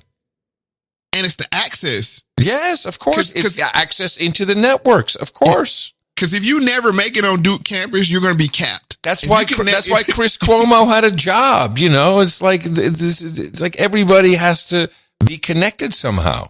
Right, because because the flip side of it is like, hold on, I work so hard for my son to have these privileges. What do you mean? So, but at the same time, they deny they have privileges. So It's this weird, it's this weird thing that you have a thing called legacy students. Yeah, where like if your parents went to that school, you kind of in as long as you have, reasonable grades. Mm-hmm. But then they say, well, there's no privilege. What do you mean there's no? You have an actual thing called legacy students. Yeah, it's not. And it matters. I mean, these sporting events, and it's not only white institutions, but this is the the infrastructure. Mm-hmm. So I guess we can move on. This is the second family, the Siegelmans. And this is part 1. Your son's mugshot was out there. He was shown walking with handcuffs. How do you get past that? I will never get past that. I won't. It will be forever etched in my mind. But the one thing that helps me deal with it is that when he stepped out of that police car, he stood up tall, he put his shoulders back, and I knew he was going to be okay that day. I was home watching it on TV because I had to stay home with my other boys, and my husband was with Reed. And Reed had begged me, please, Mom, they've already told us they're going to handcuff us, so please, I don't want you to watch. And I found my younger son crying in front of the TV watching it, and I was horrified. But when I saw Reed step out, and he just stood so tall and proud, and I knew he was going to be fine. Would you ring your bell on? The fact that he put his shoulders back, chest out, and was like, look, I'm going to take this case. You know what I'm saying? I'm going to face this like a man. And that's what's missing. Oftentimes when we're the victims, and I say we, the black quote unquote community are victims of crimes, we already apologizing and want to have peace. You know, that's that Crump thing. Like, oh, we just want to get along with everybody. I know you killed my child, but you know, I just want to get along. Like these kids, they were like, geez, they stuck their chest out, was like, nope, we ain't going down like that, but they're backed by family. Right. See, that's the power, and that's what drives the left-hand side, the liberals crazy. It's just like the smugness about it. But when you got family backing you up, you know, you feel 10 feet tall. Yeah, that's true. That's absolutely true. Yeah, and you hear it. She even said, I was worried about my son until I saw him standing like a man. And I knew he was going to be all right. So that's the patriarchy. That's the boiled down imagery of the patriarchy. It's like, you can't crack me, you know, and this is very personal to me because you can't break me. You feel what I'm saying? Like, what are you going to do to me? They're like this whole job situation. Okay, take your job. What are you going to do? You ain't going to crack me. You see what? Because I was raised by men like William C. Turner, my father. You know what I'm saying? A whole host of, like I said, I don't like talking about this stuff too much, but pastors are in and out my house all the time eating dinner. Like, I mean, I was privy to, you know, a very influential social circle. Just to see it work. And it shows. And that's why. And it shows. And it shows. Yeah, that's why when I walk into a room, it's confidence. And it can be off-putting to people because they want you to be in certain, oh, you're awful confident for a black guy. You know, they don't say that, but they say, oh, you're different. You know, you get that. Right. And for people that know, for other people, black people out there know, when you hear you're different, you know what that means. Like, you don't fit the calculation I had for you. And it's not negative. It's just that you don't meet their expectations. And that goes back to what Jalen Rose felt about Grant Hill. You know, I don't need to show off. My skill speaks for itself. These are the kind of things that, you know, are embedded by the patriarchy, by a patriarchal, not the patriarchal, but by a patriarchal society that teaches you, you know what I'm saying? Nothing can break you. Nothing can break you. And I found that clip to be amazing that she said, when I saw my son, even though he was in handcuffs, you stand tall. And we're the victims of things and we always apologizing and saying, oh, we just want to get along. We forget. No, stop forgiving and forgetting. Get blood. And what I mean by blood is I want you to listen to what they said they wanted out of this whole situation for how their sons were treated. Today's press conference by the Attorney General was a dramatic, really a stunning repudiation of Michael Nifong, the prosecutor. If you had a chance to say something to Mr. Nifong today, what would it be?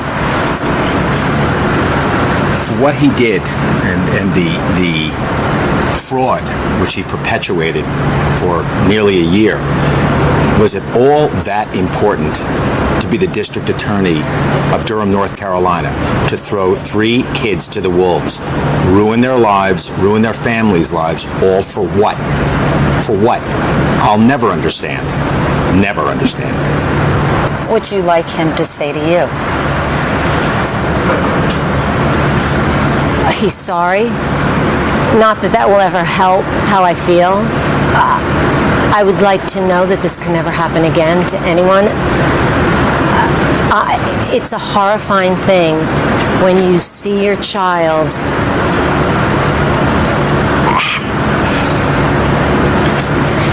when you know that your son can be put in jail for something he didn't do, and it is out of your control, and you can't protect him from someone that you know is lying and fabricating stories about him, and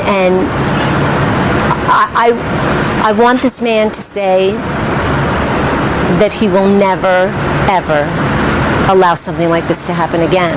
And I mean, I would like him to say, I resign, is what I'd like him to say. Would you like him to be disbarred? Yes. Would you like criminal charges filed? Yes. Yes. See how it's different? Yeah. Now, all the cop shooters we heard, the families that were victims, is, I'm sorry. We just want to forgive. I forgive them the day they shot my son. I forgave him. No. It's a little different when you mess with real citizens. This is how citizens carry it out. No, I want his job. Mm-hmm. I want him disbarred. Mm-hmm. I want him in jail. I want him to apologize. They had a list of demands. They weren't just happy for their son to be free. We got to stop moving. And when I say we, I mean, talking about everybody now. This is how we get in the position that we in now, where people tell us what to do. No, we got to start saying what we want up front. Everybody. That's Everybody. That's and especially men. Right, because you heard what she said, and then, and guess what? She got what she wanted. Yeah. And go ahead. I was going to say that's this type of thinking. My experience is get you what you want. The grass grows where you water it. If you focus on something that where you focus is what's going to happen. It's just always that way. And that's what people had to start realizing. Like, you kowtowing and bending down. That gets you more of that. It gets you more boot. That's what it gets. It gets you more boot. It gets you more boot. Beautiful. The prosecutor in the failed Duke lacrosse rape case has been disbarred over his handling of the matter. Mike Nifong sat stoically as a 3-member panel from the North Carolina State Bar lectured him on what they called his selfish prosecution of 3 lacrosse players who were falsely accused of raping a stripper. We can draw no other conclusion but that those initial statements that he made were to further his political ambitions. At the time when the case broke, Nifong was in a tight race for re-election. He won that contest, but the rape case was falling apart. He later let the state attorney general handle the matter, and he dismissed all charges, saying the players were innocent. The players were all in the courtroom for the hearing and had a subdued celebration at the end. Lawyers representing the players applauded the decision to strip Nifong's law license and say anyone paying attention to the case knew Nifong never had a chance of convicting the players. This story was simply a hoax. Friday, Nifong told the panel he was planning on resigning his position, and on Saturday, his lawyer said Nifong himself thought he should be disbarred and added he won't appeal the ruling. However, the lawyers representing the players say they see little honor in those moves. My initial feeling was that I've been at executions, and it was kind of like the day before you're executed if you cut up the sheet and hang yourself so you're in control of your own destiny. The lawyers for the players say they are considering seeking criminal contempt charges against Nifong and even suggested asking for a federal civil rights investigation into his actions. Gosh, man. I mean, you've got a guy running for re-election. I've been searching for some kind of Soros connection. It just reeks of Soros and a DA electoral campaign. I mean, it's crazy the parallel. Right, and you heard what they said. Even though he resigned, no, we want your job. We want silver, and it was just all gas, no brakes. It wasn't enough, and they even drug him out and made him apologize to the boys as well. Mm-hmm. And he had to, you know what I'm saying? Now, don't get me wrong. He only did like a day in jail. All the stuff that he did. Well, of course. And this is like literally one day. It literally was one day, I think. How does that work? How do you rig a case up against? I just, something's fishy about this case to the fact that you only do a day in jail. Knifeon had some friends high up to pull that one off. Because even they couldn't get him thrown in jail. But you see what they did. They drug him out and made him apologize. So, you want to listen to that apology right quick? Yeah. Do you have it? Oh yeah. Here, you got it. The last 16 months have proven to be a difficult and painful journey for my family and for myself. I know this has also been a difficult and painful journey for Reed Seligman, Colin Finnerty, and David Evans, for their families, for Durham, and for the state of North Carolina. We all need to heal. I believe, however, that this healing process cannot truly begin until all proceedings involving this matter are concluded and everyone is able to go forward. I have resigned my position as Durham's District Attorney as a part of this process. I have read the report released by the Attorney General, including his recitation of evidence that I did not have, evidence he obtained from his own investigation. I agree with the Attorney General's statement that there is no credible evidence that Mr. Seligman, Mr. Finnerty, or Mr. Evans committed any of the crimes for which they were indicted or any other crimes against Ms. Mangum during the party that occurred on March 13th and 14th, 2006 at 610 North Buchanan Boulevard in Durham. Mr. Seligman, Mr. Finnerty, and Mr. Evans were entitled to the presumption of innocence when they were under indictment. Surely they are entitled to more than that now as they go forward with the rest of their lives. And that is what the Attorney General tried to give them in his declaration that they are innocent. I have admitted on more than one occasion that I have made mistakes in the prosecution of these cases. For that, I sincerely apologize to Mr. Seligman, Mr. Finnerty, Mr. Evans, and to their families. It is my hope that all of us can learn from the mistakes of this case, that all of us can begin to move forward. It is my hope that we can start this process today. Thank you, Jan. Yes, we want to move forward. Kiss the ring. That's right. Kiss the ring. So so he conspired with the DNA lab technician. Yes. To not disclose all of the information. And set up, rigged up,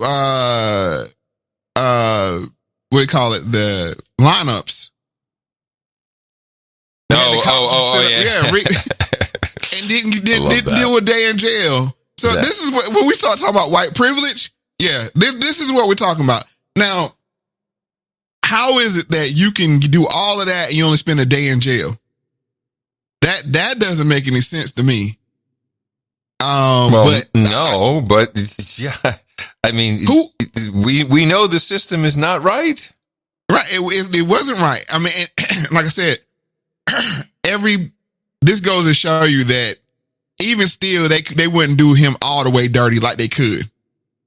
They made him go out there and apologize to the young man that was involved. Right. We don't see that. You're saying in most cases when someone's wrong, I still ain't seen an apology yet to Kyle.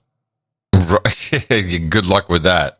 No, but see, that goes to show you it's different levels. Yeah. It's different level. You know, when you mess with somebody, the wrong kids, you have this, you got to go out there. You got to kneel and apologize and do all kinds of stuff. Well, yeah, rightly so. So these last three clips, you're saying you can play them as at will, but this wraps up what happened to the accuser. And this is a true tragedy. She ended up writing a book and she still in her mind thinks that she's a victim. The woman who accused 3 Duke lacrosse players of rape is still insisting she was attacked. She makes the claim in a new memoir. Crystal Magnum appeared publicly Thursday for the first time since making the allegations more than 2 years ago. No one deserves to be sexually assaulted. regardless of their profession or regardless of what they have done. I'm a real person. I have feelings. I'm not just an exotic dancer. I'm not just someone who tried to frame someone who was innocent of sexual assault. My only intentions were for justice, and I wanted justice for myself. She says in her book that she's not looking forward to opening old wounds, but that she had to defend herself.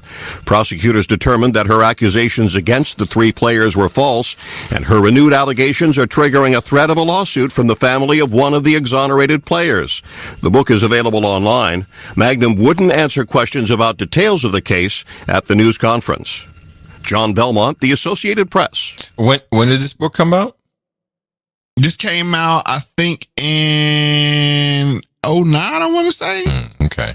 It was years after the case. So I think some book company probably saw, this would be a seller for people that still want to believe that something nefarious went on that night. So I don't think they looked at her best interest in heart. Or had our best interest at heart. No, it was more of a money grab. Well, here's a couple $1,000 advance, and you'll never hear from us again. That's how those book deals work. Yep, and then we have more on the book deal if you want to listen to 39. Sure. Yeah, sure. The last time the public saw Crystal Mangum, she quietly fingered 3 Duke lacrosse players in this videotape photo lineup.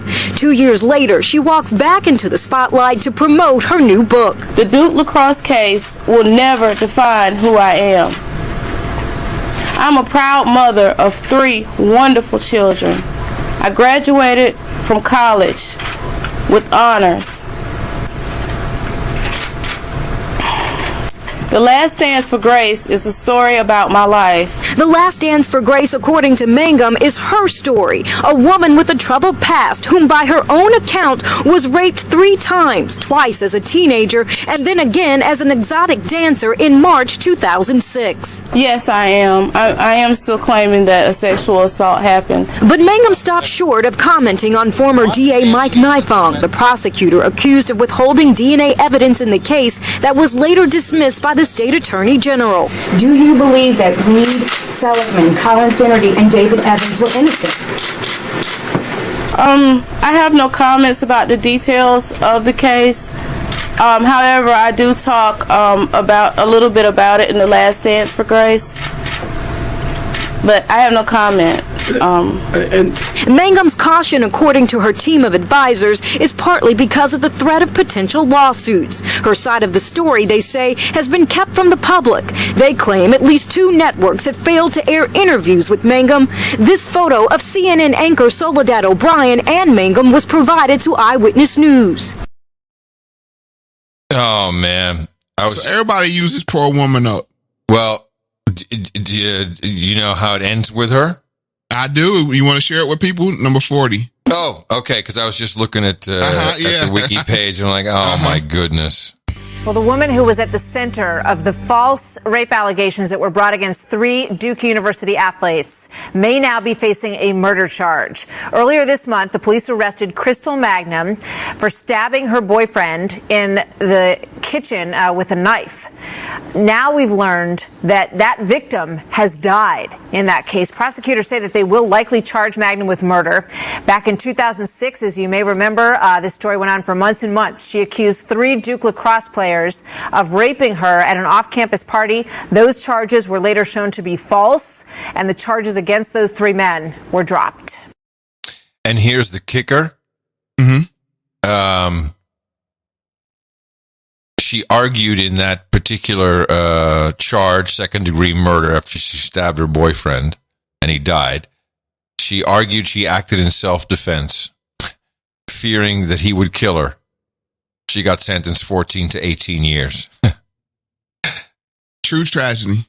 Yeah, and you think, did she really have the defense that money could have bought her for a self-defense defense? Right. I know, it's exactly their point. I got it. That's why I thought it was a cool kicker. And this goes to show you what the black doctor was saying earlier about mental health. Nobody sought to get this woman the help that she needed. and she ended up just being a harm to someone else and taking someone else's life. They just saw her as an object for a political game, a political football, and then just dumped her to the side, and she ended up taking another person's life. So how do you wrap this up, Mo? What's our takeaway? What are we going to do? I don't know if I can sleep right now. What we have to do is we have to pay attention to these previous cases like this, because if we looked at this a month ago, we probably could have saw what was going to happen in other cases. And there's another case out there lingering about a race hoax that we need to pay attention to, because there's DAs involved. And Monsieur Smollett? Yes. It's good. It's so deep. If anything really comes to the surface, it's going to be dynamite. But I'm just waiting. Yeah. We will talk about that case, and I got to give people a quick history. So we're talking about Moe Factz, and this was more of a historical episode about Moe Factz. If there was no Jussie Smollett, there might not be a Moe Factz. Ooh. Now, I'll tell people later how that connects when I do the Jussie Smollett case, but I'll leave that as a cliffhanger for people. But yes. Well, Mo, happy birthday, man. I'm glad you did this show. It was personal. It sounded personal, educated me much more than you probably could have expected. Just a lot of things, as I already explained. And is a very good backgrounder, and now has me laser focused on, the educational system being kind of ground zero of all of this stuff. That's the takeaway right there. That's ground zero, man. Ground zero. We thought it was the press, but we see now from this case, the press takes their signals from academia and the alumni, and it's there. Often they are the alumnus. Yes. Unbelievable. All right, I'm energized now. Forward we go. we have someone we have some people to keep an eye on, but as I always say, pay attention to everything and the truth will reveal itself. And make sure that you check out the Lost Tapes, which will be next Wednesday, and we'll be back the Wednesday after that with another episode of Moe Factz with Adam Curry. Mo, have yourself a great week, and happy birthday again, brother. All right, thank you, Adam. Have a good one. And if you'd like to support the show, MoeFactz.com. Go directly to our donation page at MoeFundMe.com, MoeFundme.com. And thank you so much for supporting the show. Talk to you soon, everybody. Bye-bye. People get ready. There's a train coming. You don't need no baggage. Just get on.